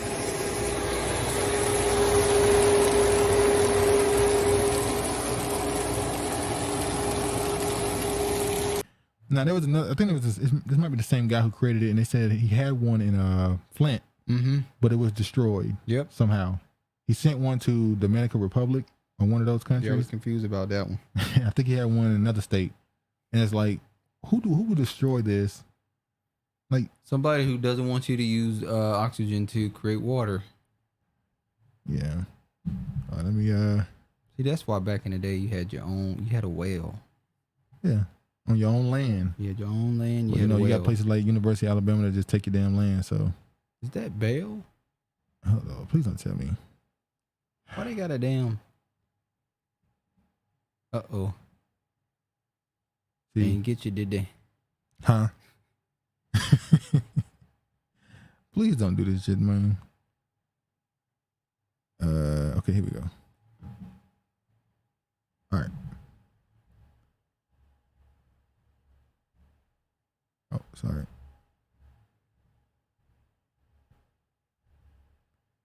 The new oil war. OPEC moves against the U.S. Big news happened in the international foreign relations. What's going on? Saudi Arabia and the OPEC, the ones who control the oil, what they call the oil cartel over there. Remember when a couple months ago, back in July, when Biden was telling Saudi Arabia to produce more barrels of oil to lower the price of gas and stuff? And before that, a few months before that, when he first got in office, he spoke against Saudi Arabia because of Mohammed bin Salman, or however you say his name. He led to the the killing and the chopping up of, what's the guy's name? Jamal Khashoggi, the journalist for the Washington Post, if I'm not mistaken. So Biden came in, he said he didn't know if he wanted to give him, Mohammed at least, diplomatic immunity. And he said that he was going to make him a pariah. Well, when the oil situation happened, the first thing he did was he went to Saudi Arabia on his trip, and he gave him a fist bump. And to a lot of people in the international community, that was a sign of weakness. Why would you give him the fist bump when you said you're going to make him a pariah? And apparently when he had the sit down with them, he didn't even talk about oil. He talked about that Jamal Khashoggi situation. So what happened was he asked them to produce more oil. And with this announcement here, they're now going to produce 2 million less barrels of oil. So that means they have... They've sided with Russia and China, or at least Russia in this situation. So now it looks like the relationship that America founded with Saudi Arabia when they decided to leave the gold standard, that is in danger, not just from the situation with the dollar being backed by oil, their military alliance may break up. So who's in danger? I wouldn't say America's in danger. Exactly. America's not in danger. Because whether they got oil, gold, or anything, they always got lead. Yeah, America's dollar is backed by lead first. By lead first. So they've agreed to lower the amount of oil they're going to produce. And you see here, Ron, she said it's time. They said it's time to use an all of the above energy policy to break up the OPEC plus cartel. But it wasn't that 2 years ago. Well, you were okay with it existing. Things change. U.S. oil industry mocks Biden after OPEC announces production cuts. Energy groups say administration now has no choice but to come crawling back to domestic producers. Well, we know they're not going to do that. Because they want less energy. They want to change the source of energy. They want to go green. Exactly. The first thing Biden did when he got into office was cut off the oil production that Trump started in the country domestically. Apparently, and I don't know if this is true, but the narrative they push is that Trump had America completely energy independent. They didn't need any other oil or anything from another country. That's what they say, at least. They said that the reserve was full and all this other stuff. They may be lies. I'm pretty sure he was selling it He's using the reserve now. And Biden is using the reserve. He just announced another 1 million barrels of oil will be used from the reserve. And that's been going on for the last, 3 months? They've been using the reserve oil. 1 million barrels, another 1 million barrels a day. That's crazy. But U.S. oil, but right here, another thing, remember we showed, what was that, a month ago, 3 weeks ago? When we showed that Obama said before he got in office, 2008, that his plan would raise energy prices and it would destroy the coal industry. Well, it definitely destroyed the coal industry. He wasn't able to get to the energy prices thing, but I mean, if you pay attention to what's going on, you can make an argument that somebody is having a third, what they call it, term. I'm just saying. You better watch what you say, because YouTube has guidelines of conspiracies and stuff. You can't talk like that no more. Somebody having a third term right now. So he might be doing this. He said that he was going to raise energy prices and he was going to, get rid of the coal industry and all that other stuff. U.S. oil industry trade goods lashed out at the White House. And they already said that they're going to move some of their oil production to Mexico. So that means they're going to give those factories, those jobs to the Mexico citizens, and they're going to ship that to Europe, because America wants to get in where Russia is out. America wants to be the supplier to Europe for oil and energy. It's all about, and of course, Israel is somewhat tied to that with the oil. Israel always has to make an appearance. All right. Everything loading slow. The U.S. dollar is backed by the concept of the petrodollar. Ask Gaddafi and others that try to do a gold standard that happens to them. Yeah, exactly. As a matter of fact, I saw someone say that the reason why America went away from the gold standards because the UK back in the day when they turned from gold to oil, pretty much, the UK they were cashing out their dollars for gold, but America couldn't. They couldn't keep up with the pace. They ain't got, look, we know that gold is not in that vault. Back in the day when they did that special where they opened up the vault that belonged to that mobster, and then they opened it and nothing was in there? That's what happened if they opened up the vault for gold. Ain't gonna be shit in there. That shit is somewhere with the rock. I cut it off. That shit is somewhere with a family. They got a lot of money. There ain't no gold in that safe. But America couldn't keep up. Yeah, America couldn't keep up with giving UK all the gold for the dollars they were trading in. So they said, F it, bump it, and just went to the oil. They went to Saudi Arabia, said, we'll give you our military and protect you if you take our dollar and back our dollar with your oil. But we know earlier this year, we heard that, or a couple months ago, we heard that Afghanistan and all those other places, Saudi Arabia, I'm sorry, they were looking at China and thinking about putting their oil behind the yuan. They wouldn't even taking Biden's calls. Nope. They were disrespectful. They wouldn't even taking his calls. They were ignoring his calls. So, and then he went over there. That was like, you're the president of the United States, and the president of the free world, and you have to go to another country because they won't answer your phones. That was supposed to be a trip for Kamala Harris, but they don't trust her. They don't trust Kamala Harris, so they sent Biden, who's just as, he's not as trustworthy either. He'll say something stupid. Well, no, he'll try to shake the air or talk to ghosts, or he say some dumb shit too. He's a ghostbuster. He say dumb shit too. Russia signs fuel deal with Taliban. So after America spent 20 years in Afghanistan trying to get those $1 trillion worth of minerals, they left $80 billion in weapons and money. Remember the big ass crates of money they found? And Trump said, "Why would you leave? Why would you leave that?" Because you leaving it. We know why he was leaving it with the CIA assets, the Taliban. But anyway, the Taliban now has a deal with Russia just to get fuel. But what is Russia planning on getting back? It said the Taliban, struggling to navigate Afghanistan through an economic and humanitarian crisis as its rule over the country remains unrecognized by the world, has found willing partners in two countries whose trade is severely restricted by international sanctions, Russia and Iran. Moscow joined on the short list of capitals willing to deal with Taliban under the preliminary agreement signed last week. Afghanistan will get 1 million tons of gasoline, 1 million tons of diesel fuel, 500,000 tons of liquefied petroleum gas, and 2 million tons of wheat a year, Taliban Commerce and Industry Minister announced last week. With the deal, Russia joins a small number of countries which are willing to do business with Taliban in terms of export and import. Prominent economists who chairs the Indian-based Independent Energy Institute. Now listen to this.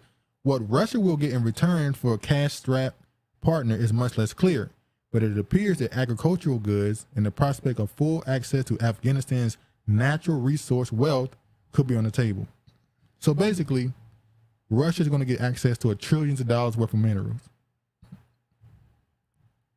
Wow. They're going to get what America was trying to get to. All America got was poppy fields, dope. They became drug dealers over there. They couldn't get access to the minerals. Now it's going to be Russia. Let me show this. And this is a Saudi Arabia minister refusing to answer a question because he said that they feel like they was being disrespectful in the article they written about them having to deal with Russia, and said that at the time that was untrue. So pretty much he was saying, mind your business. We doing what we want to do. We're no longer strapped to United States. Yeah, my bad, Gaddafi. Yeah, I know you're talking about. Saudi Arabia and U.S. discuss military and defense cooperation. Now remember, this is tied to the dollar being backed by the oil. It said discuss the Saudi Arabia-U.S. partnership with American counterpart Lord Austin on Tuesday. By the way, he tweeted this. This was not some conference he did in front of the news media. He tweeted that he talked to the American, what do they call him? A general. So he wanted it to be known? He wanted it to be known. Yeah, they call. I answer the phone. This time. I answer the phone this time. I don't know about next time. They're purposely humiliating them in public constantly. They really don't respect Biden and his administration. They don't think he's going to do shit. France unveils plans to avoid winter power cuts due to Ukraine war. Now remember, France is the place that if you use too much energy, they'll cut your shit off. Or matter of fact, they'll fine you and imprison you. I can't remember the temperature. Was it like 70, 69, something like that? 69 to 67. It was between 66 and 69, I believe. Yeah.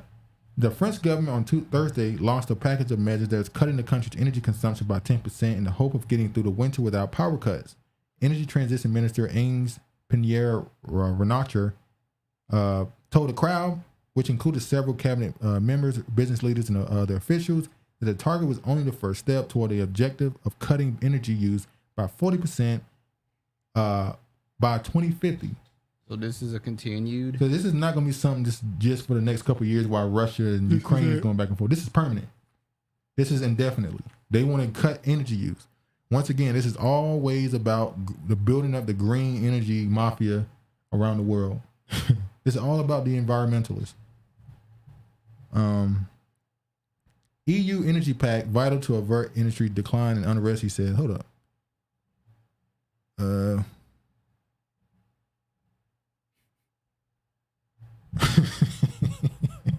I ain't paying for that shit. Europe risks a huge reduction in industrial activity and social unrest if it does not act quickly to bring down energy prices as winter approaches, Belgian Prime Minister has said. Without an intervention on gas markets, we are risking a massive deindustrialization of European continent, and long-term consequences of that might actually be very deep. He's basically saying they're going to get rid of all of industry throughout Europe. That's what they're working on throughout the whole planet. We know, but they're saying it publicly, and it's always Europe, the West. Yeah, it's always Europe that's willing to say it first. Cause I guess they people are just conditioned to be like, okay, this is normal.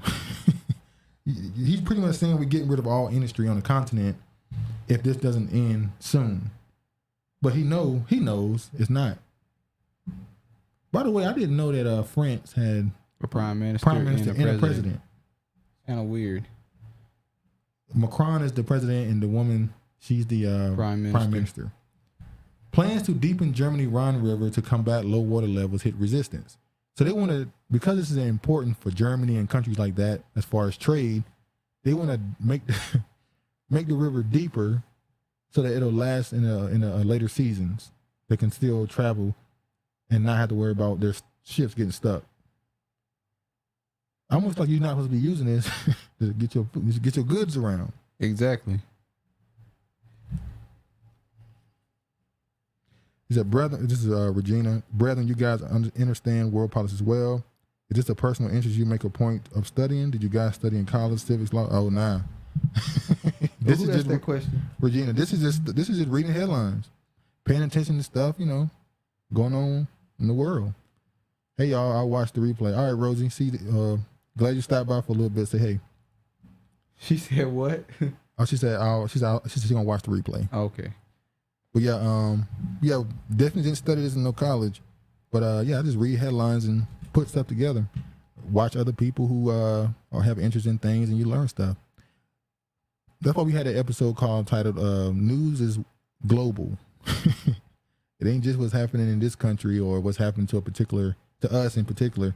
There's things that affect us that's happening in other countries. This country doesn't want you to focus on stuff outside of this country. You said what? I said this country don't want you to focus on stuff outside this country. That's what I was saying earlier. Like, we don't have their news on our TV, but our news is on their TV. They know everything about you, but you know nothing what's going on with their countries. Sky News be going in. This is why when you talk to somebody from another country, they call you ignorant American and all this other stuff. And it's like, look, man, if you watch cable television, we just don't hear about you. Like, we get news that happen in another state that's more important than what's happening in your country. In this country, they consider that more important. You know. Well, they're focusing on self. Yeah, I mean, it is what it is. Elon Musk says he is ready to buy Twitter again at original $44 billion price. So I guess, which is it? Now, he said he wasn't going to buy it because he didn't say he wasn't going to buy it. He just said he wanted to get information. He wanted information about the bots, how many people are actually on it. So I guess he got the information, and it's good enough, at least for now, to just go through with the bot. Oh, we know Elon Musk is also an asset by the CIA, just like Bill Gates. It's time to bring in a new. Yeah, bring in the new thing. You know, we see Facebook is dying. Twitter, we don't even know how popular Twitter really is. Instagram and places like that. TikTok, we know that's controlled by agencies and stuff. So he's just another asset like Bill Gates. These people they put in position to look like they're geniuses and these great inventors and all this other stuff, but really they're just assets used to be at the forefront of things they want to push to the public. So yeah, he said he's gonna buy. Elon Musk wants Twitter again, and Twitter is game.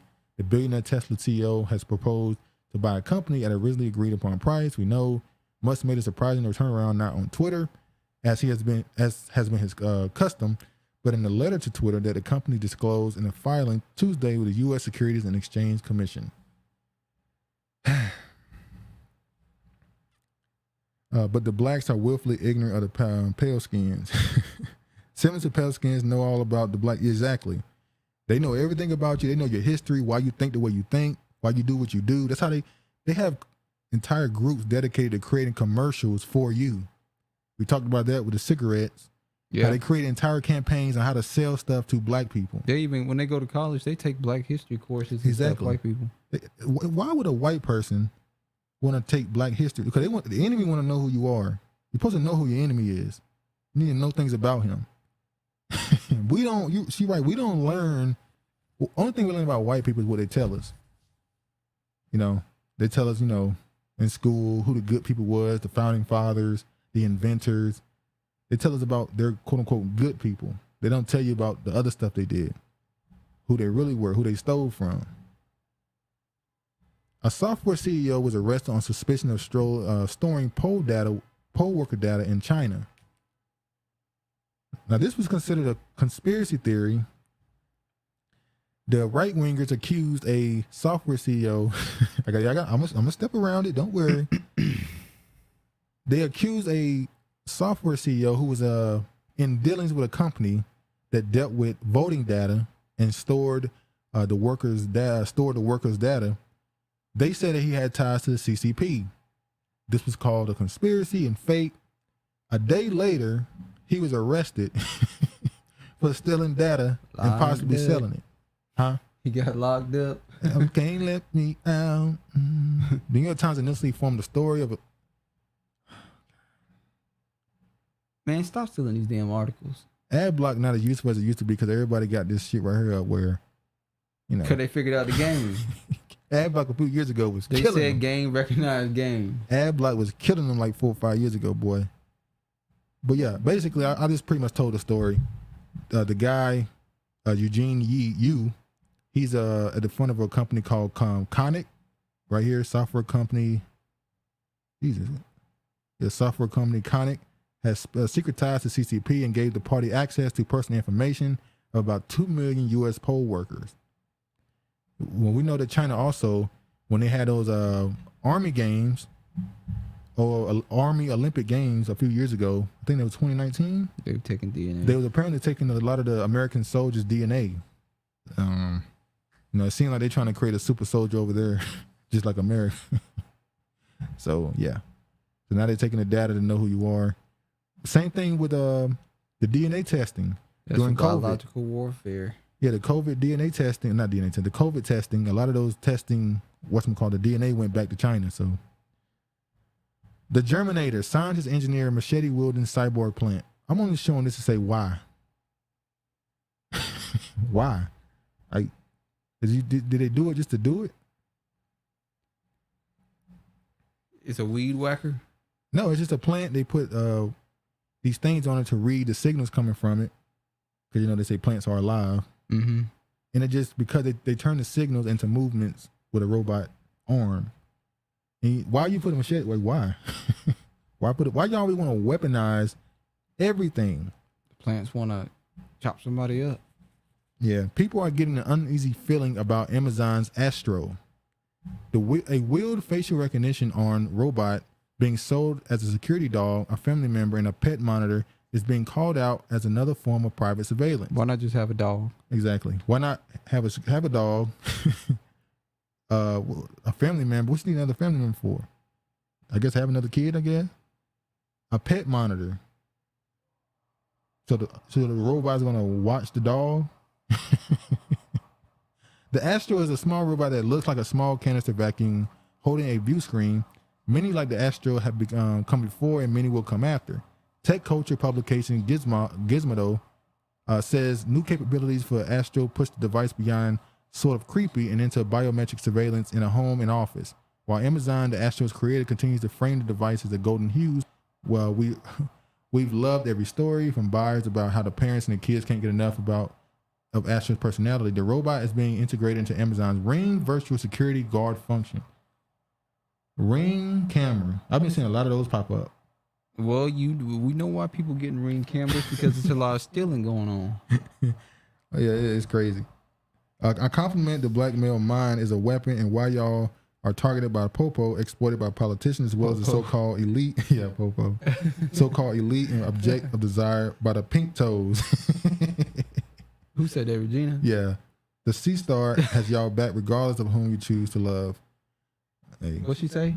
She said the Sea Star have your back regardless of who you choose to love. See, that's George's problem. No, don't be accepting. Don't be accepting of everybody. Say no. Make sure you be conditional with your exactly love. Have conditional. Yeah, but yeah, they pretty much gonna use this as more set boundaries. They're gonna use this as more surveillance, and like you said, a Ring camera. People buying these Ring cameras because they think they're gonna catch people stealing, but it really been catching people cheating. They've been catching people do all kind of stuff.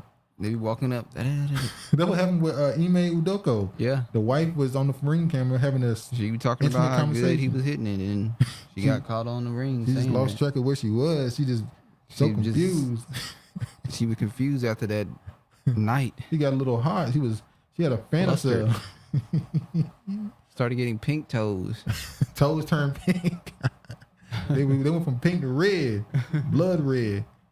Oh Lord. All right, let me show this.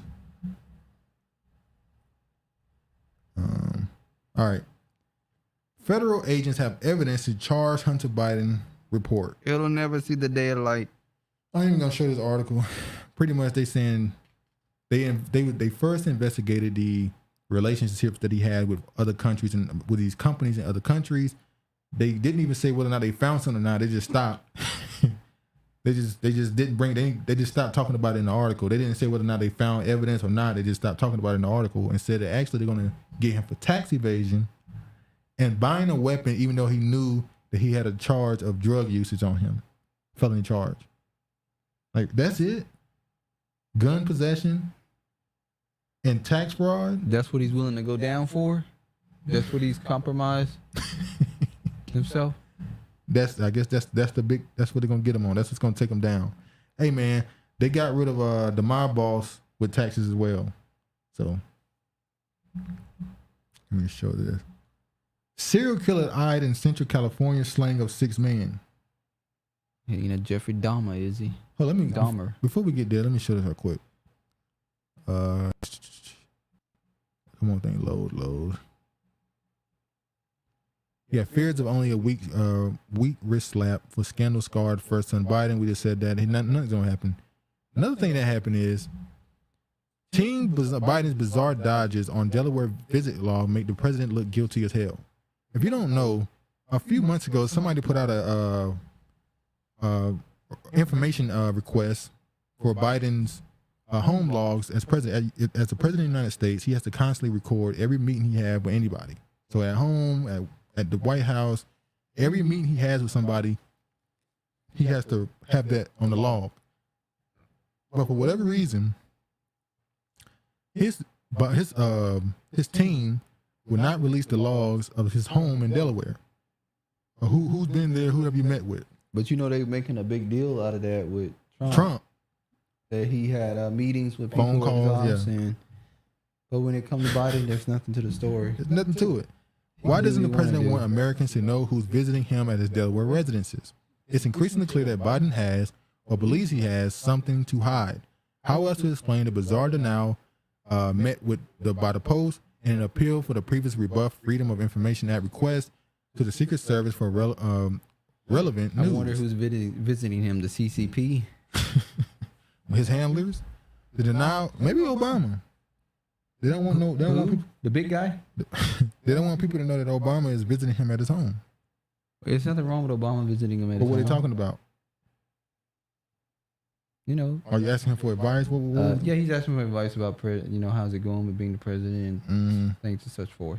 He getting told what he's going to do next. The denial reiterated a frankly incredible claim that the agency simply doesn't have any records of who's come to see Biden in his home state, where he spends a quarter of his presidency so far.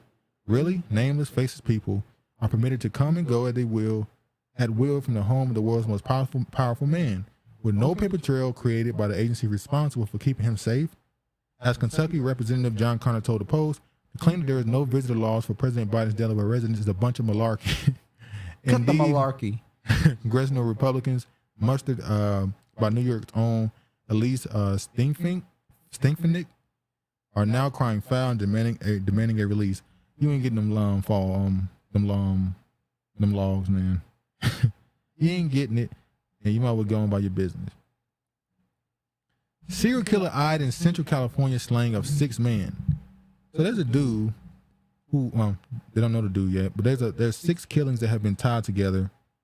They found some way to tie them together. They didn't say whether or not the same weapon is being used, but I found this funny that this has been reported right at the time when that Dahmer show is really popular, and talking about him is really popular. You think this is just them saying this is a serial killer just to say it, or you think it's actually somebody trying to be a serial killer because of that? Might actually be somebody trying to be a serial killer. But this started in 2021, these killings. So it was long before this series. So you think it might be a little bit of a headline chase by the police department to say, we might got a serial killer.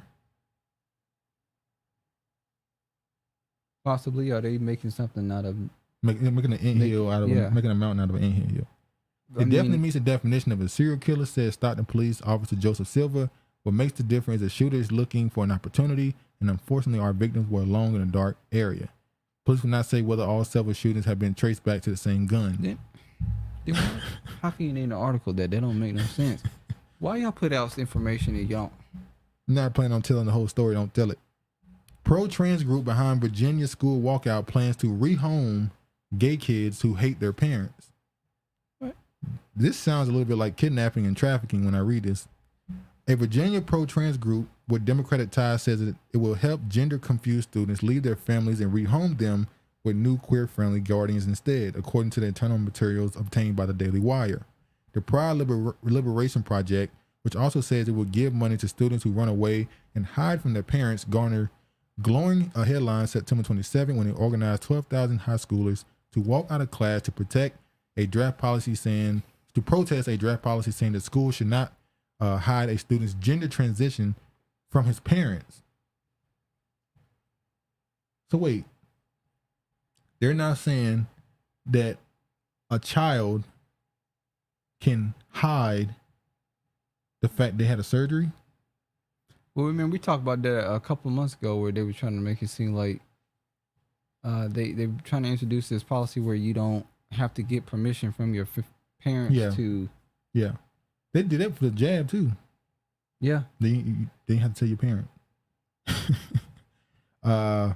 Though billed as being a organic group of high schoolers, taking the lead in the materials was Arian Raw. I don't know how to say that. A college student who worked for Virginia Democratic state lawmaker. The materials from the group's internal message board shows that the plans go much further than a walkout. A resource for outed students channel created by him said the group would help children run away from their parents and arrange for them to be placed with a new queer-friendly guardian. That's illegal. That's illegal. We're creating a channel as a way for everyone to understand the mutual aid and support sort resources. For the PLP has always been outed and in crisis students. For full transparency, this channel is catered to outed students who are facing familial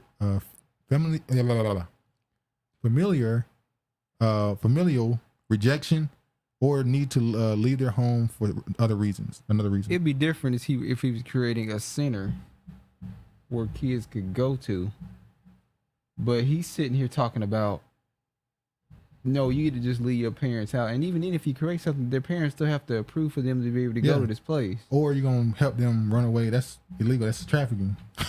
Sound like y'all just want to get these kids alone and vulnerable. Regina said, American Gigolo currently on Showtime. I thought I was watching that show. Is it good? She said it's a good series for decoding backstory details about who is exploiting who for sex trafficking. It's just a gigolo. Is it on a dune? Every time I look around, I gotta. Yeah, they're sounding them more. They're trying to get them kids alone. Biden says Republicans doubling down with plan for nationwide abortion ban. New federal guidance seeks to protect college students. Latest effort comes about 100 days after high court ruling. President Joe Biden warned that Republicans want to now this is midterms. They're still in their midterm push to get you to vote. The scaremongering or fearmongering, should I say? Warned that Republicans would institute a nationwide ban on abortion as his administration directed universities to increase protection for students who obtain the procedure. Congressional Republicans are doubling down on an extreme position with the proposal for a nationwide ban. Let me be clear what that means. It means that even if you live in a state where extremist Republican officials aren't running the show, your right to choose will still be at risk. Biden said Tuesday during a speech at the White House, Republicans in Congress want to pass a law to take away the right to choose for every woman in every state, in every country.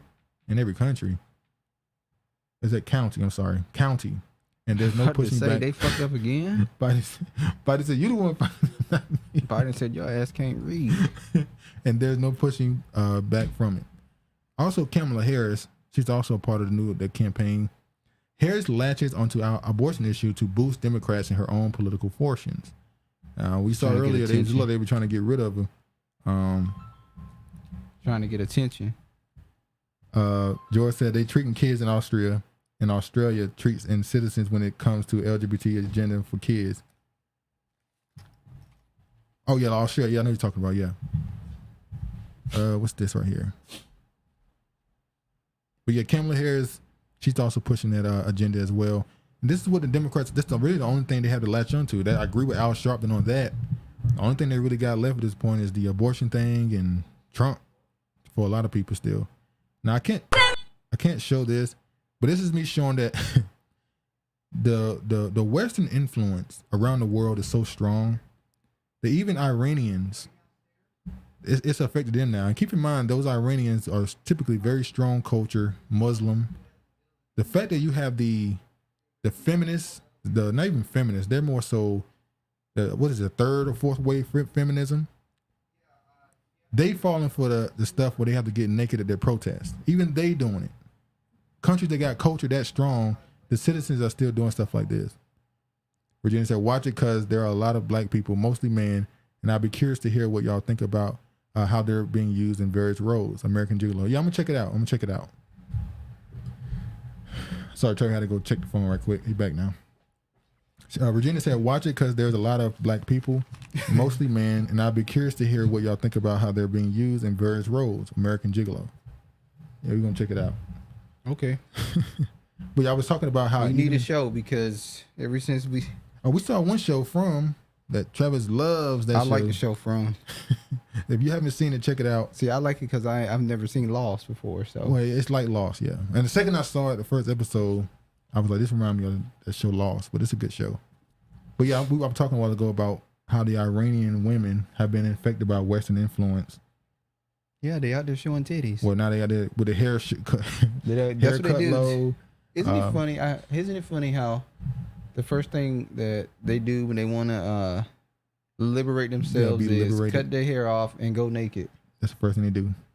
That's liberation. That's liberation. Short hair, naked.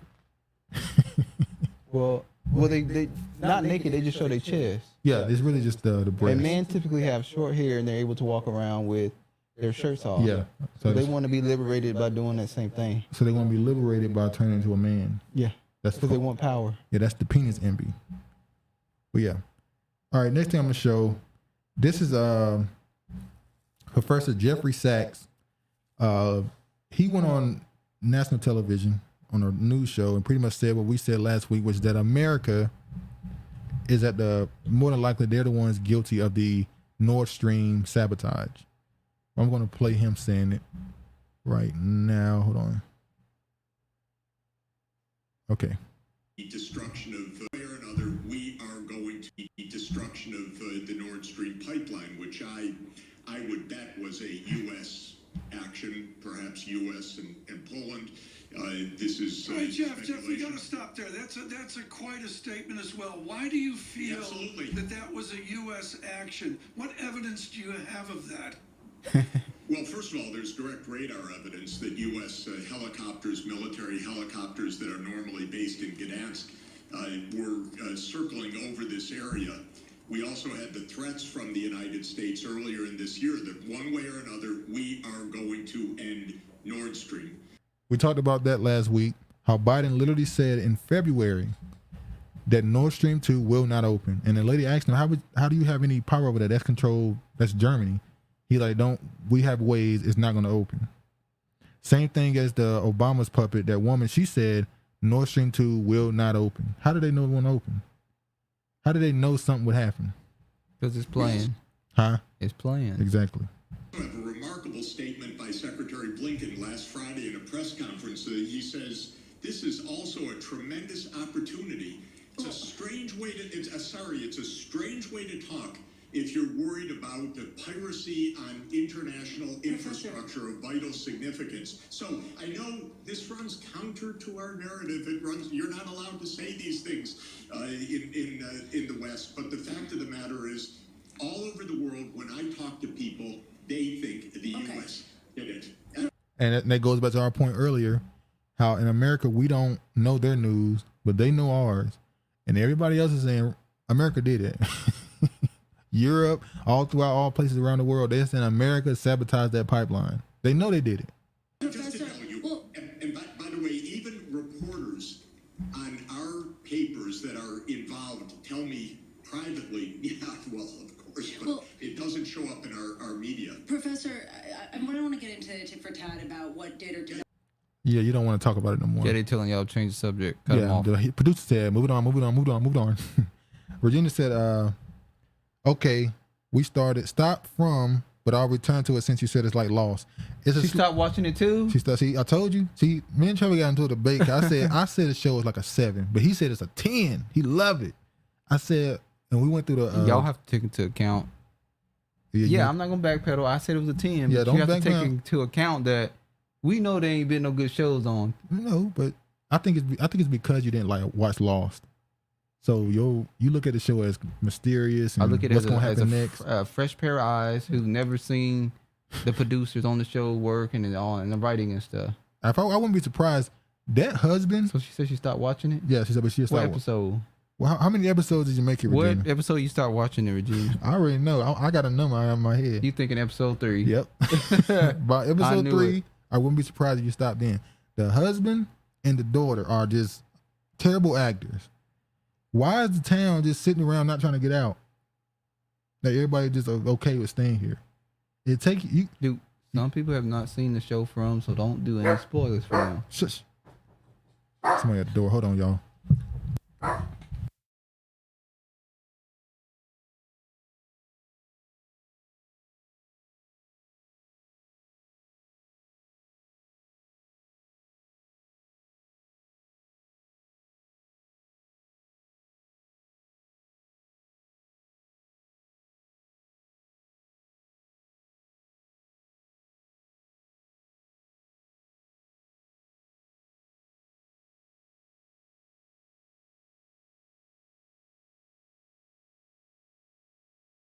All right, we back. Sorry about that. Somebody want to bring some up. People want to spend money, man.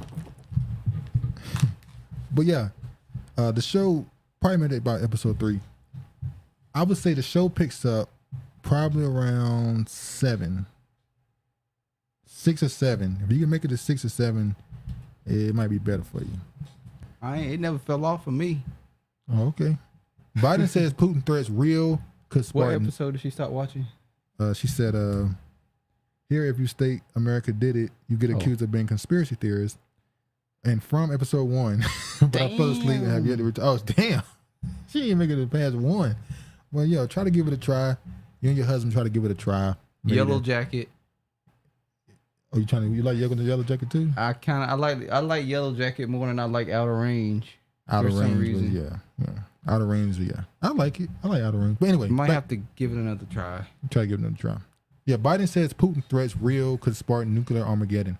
Okay, this is where it gets serious. We know that if you pay attention to today's news, as of Saturday, October 8th, that the Kerch Bridge in Crimea has been partly destroyed. That is a very, very, very important bridge. That tells me this is going to a new level. And for the past 3? Huh? Didn't it kill 3 civilians? It kills 3 people. Well, it didn't say civilians, it said 3 people. Okay, that most likely means it was civilians, which is a war crime. But anyway, now for the past week, we've been seeing headlines like this. People have been talking about nuclear war like it's not crazy. Like, that's crazy. Putin been saying, America is a bunch of demons and godless people. And if there's Russia a lot of them running around out here. He said if Russia can't exist, no country should exist. So they're talking about nuclear war. But here's an even crazy one. Let me show y'all this. Zelensky. This got so crazy. This is the type of stuff Zelensky is saying. Zelensky calls for NATO to launch a preemptive strike against Russia to eliminate the possibility of Russia using nuclear strikes. He's a midget too. Yeah, let me show y'all what he did. What he said. Що повинно робити НАТО? Унеможливлювати застосування Росією ядерної зброї. Але, що важливо, я ще раз звертаюсь до міжнародної спільноти. Як це було до 24-го? Превентивні удари, щоб вони знали, що з ними буде, якщо вони застосують. А не навпаки, чекати ядерних ударів Росію, щоб потім сказати, ах ти так, ну ось тримай від нас. Переглянути застосування свого тиску. Ось я вважаю, що повинна робити НАТО. Переглянути порядок застосування. The president of Ukraine just told NATO to nuke Russia. They're not gonna do it. We don't know. We don't know that. Virginia said the hub did go further and likes from considering Yellow Jackets too. So her husband did continue watching it. Oh, the husband liked it? Yeah, he liked it. Travis Handler, this is George. Travis Handler were at the door and Percy tell him the eagle has landed. George, you on your ass. Yeah, they had to give me a little bit of electric shock to get me back in order. They had to do the MK Ultra programming. But listen, this man just called for a nuclear strike on another country. Now, keep in mind, the Jerusalem Post came out with a list of the top 50 most influential Jews, and they named him number 1. They named Netanyahu number 5, and the person who's acting as prime minister right now is number 2. So big Israel is calling for an attack on Russia, and little Israel seem to be in support of it. Of course, little Israel will be in support of it. They're trying to get back home. Yeah. See, we go into that. How they want to bring back the Khazarian Empire. That's where they come from. They want to bring back the Khazarian Empire, which included Ukraine. Ukraine was a part of the Khazarian Empire. It's also, like I said, we talked about it before, that when all this ends, if Russia just gets rid of all this shit and says, look, man, just give us this and move on with our life, somebody gonna have to pay reparations. So all those billions of dollars you see America sending to Ukraine, we know that Zelensky is pocketing a chunk of that money is not reaching the country. It's going straight to his checking account. What about when this war is over? In Ukraine, we saw Zelensky say that when this is over, they want reparations and they want to take everything from Russia. Oh, like they leaving Egypt again?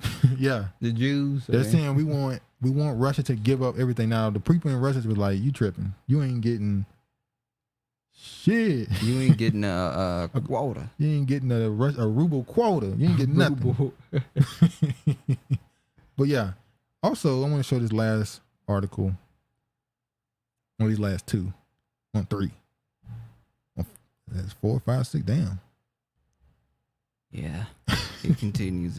It goes and it just goes and goes and goes and all right. We'll move quick. Kremlin accuses Zelensky of trying to start a world war. We just talked about that. Him calling for a damn nuclear strike. Russia warns of potential direct military clash with NATO. So they're saying NATO keeps giving weapons to Ukraine, and that if somehow at some point the Russian military comes across one of these deliveries and something happened, it ain't gonna be their fault. You're bringing weapons to them. If we destroy something that belongs to y'all, don't get mad. But we know that'll mean all-out war.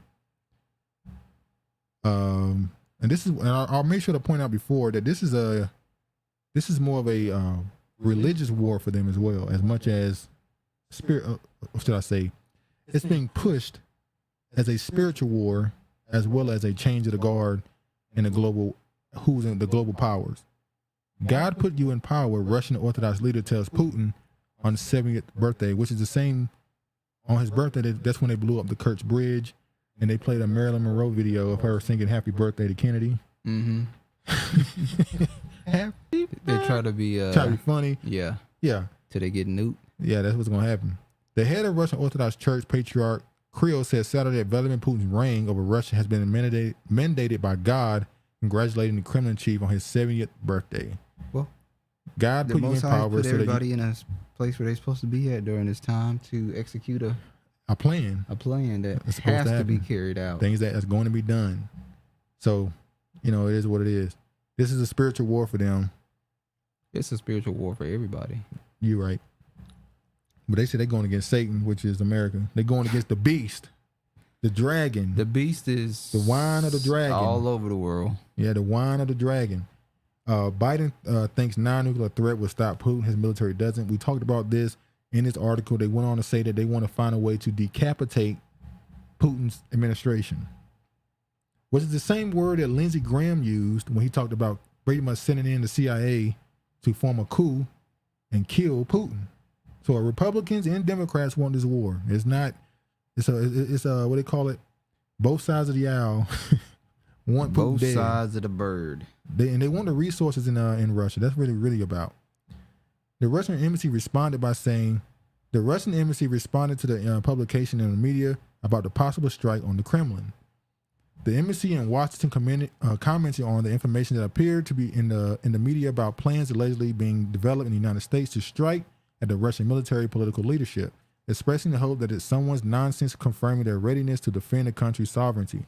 Diplomats drew attention to an article in Newsweek which cited anonymous representatives of the Pentagon reported on a possible U.S. reaction to the hypothetical use of nuclear weapons by Russia among the crazy options being considered in a so-called decapitation blow at the heart of the Kremlin. I would like to believe that such a crazy arguments do not reflect the official political position of the U.S. military department. We proceed from the fact that Washington is well aware of the escalating nature of such reckless rhetoric. They've been talking about nuclear war for like 6 months now. Actually 7. They started. They're gonna give it they want. Huh? They're gonna give it they want. Well, here's the crazy part. We talked about this is all about being about green powering and moving away from they want the new industrial revolution to happen. Look at this. This is from 2011. Could a small nuclear war reverse global warming? So in 2000, it's no longer global warming now. It's climate change. Climate change. Because they see stuff is cooling down. So in this article, they go on to say that a small nuclear explosion would possibly be good for the environment because the smoke basically from the explosion would lead to the sun being blocked out in certain areas. So it would actually help the environment. Seems like some people don't like the sun. We know the sun don't like your ass. Wasn't Bill Gates the one who had that shit where he was talking about he gonna try to block the sun? Yeah, we know why they want to block the sun. That shit crazy, man. That's what it's all about, though. They want to move away from the current industry they have and move on to the next. That video on YouTube of how they see. You said what? That video of on YouTube of how they see you. Yeah. The sun. What is?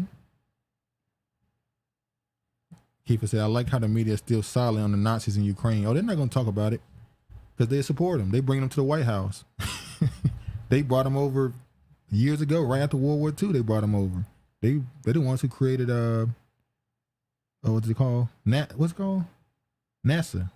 It's Nazis. NATO isn't going to do anything. They said no one cares about Ukraine. They still haven't allowed them to be a part of NATO. Ukraine, Zelensky has been begging to join NATO, and they just like, nah, we've seen some guns though. I'll wait. I'll wait. What? Oh shit! Shots in the area. Anyway, man, we kept y'all It's long hard enough. living in Seattle life. You hear gunshots really in the back. Every night you hear gunshots. Yeah, cops don't know when to kick in the door. Meth heads out in the street. Man, white crime is at a high. White crime? It's white crime. White on white crime. White on white crime. All right, That's man. a shame. All right, man, it's long enough. What do you mean I'm actually right about something? It's about time. What are you talking about? George. George be talking shit. Anyway, man, what's the last thing you want to say before we get up out of here? Thanks for viewing the channel. Yeah. You gonna never throw nothing in there, just no. All right. Anyway, man, glad y'all stopped through. Stilo. Spent y'all time here with us on a Saturday. Hopefully you enjoyed the conversation. It was good talking to some of y'all. Some of y'all, it was good talking to some of y'all. Everybody didn't comment. Why are you trying to make it seem like I was just taking a shot at somebody? Who you taking a shot at? Nobody. Anyway, man, please like, comment, subscribe to the channel. Please share it if you can. Hopefully enjoyed it. Y'all be safe. All praise to the Most High. And peace, man.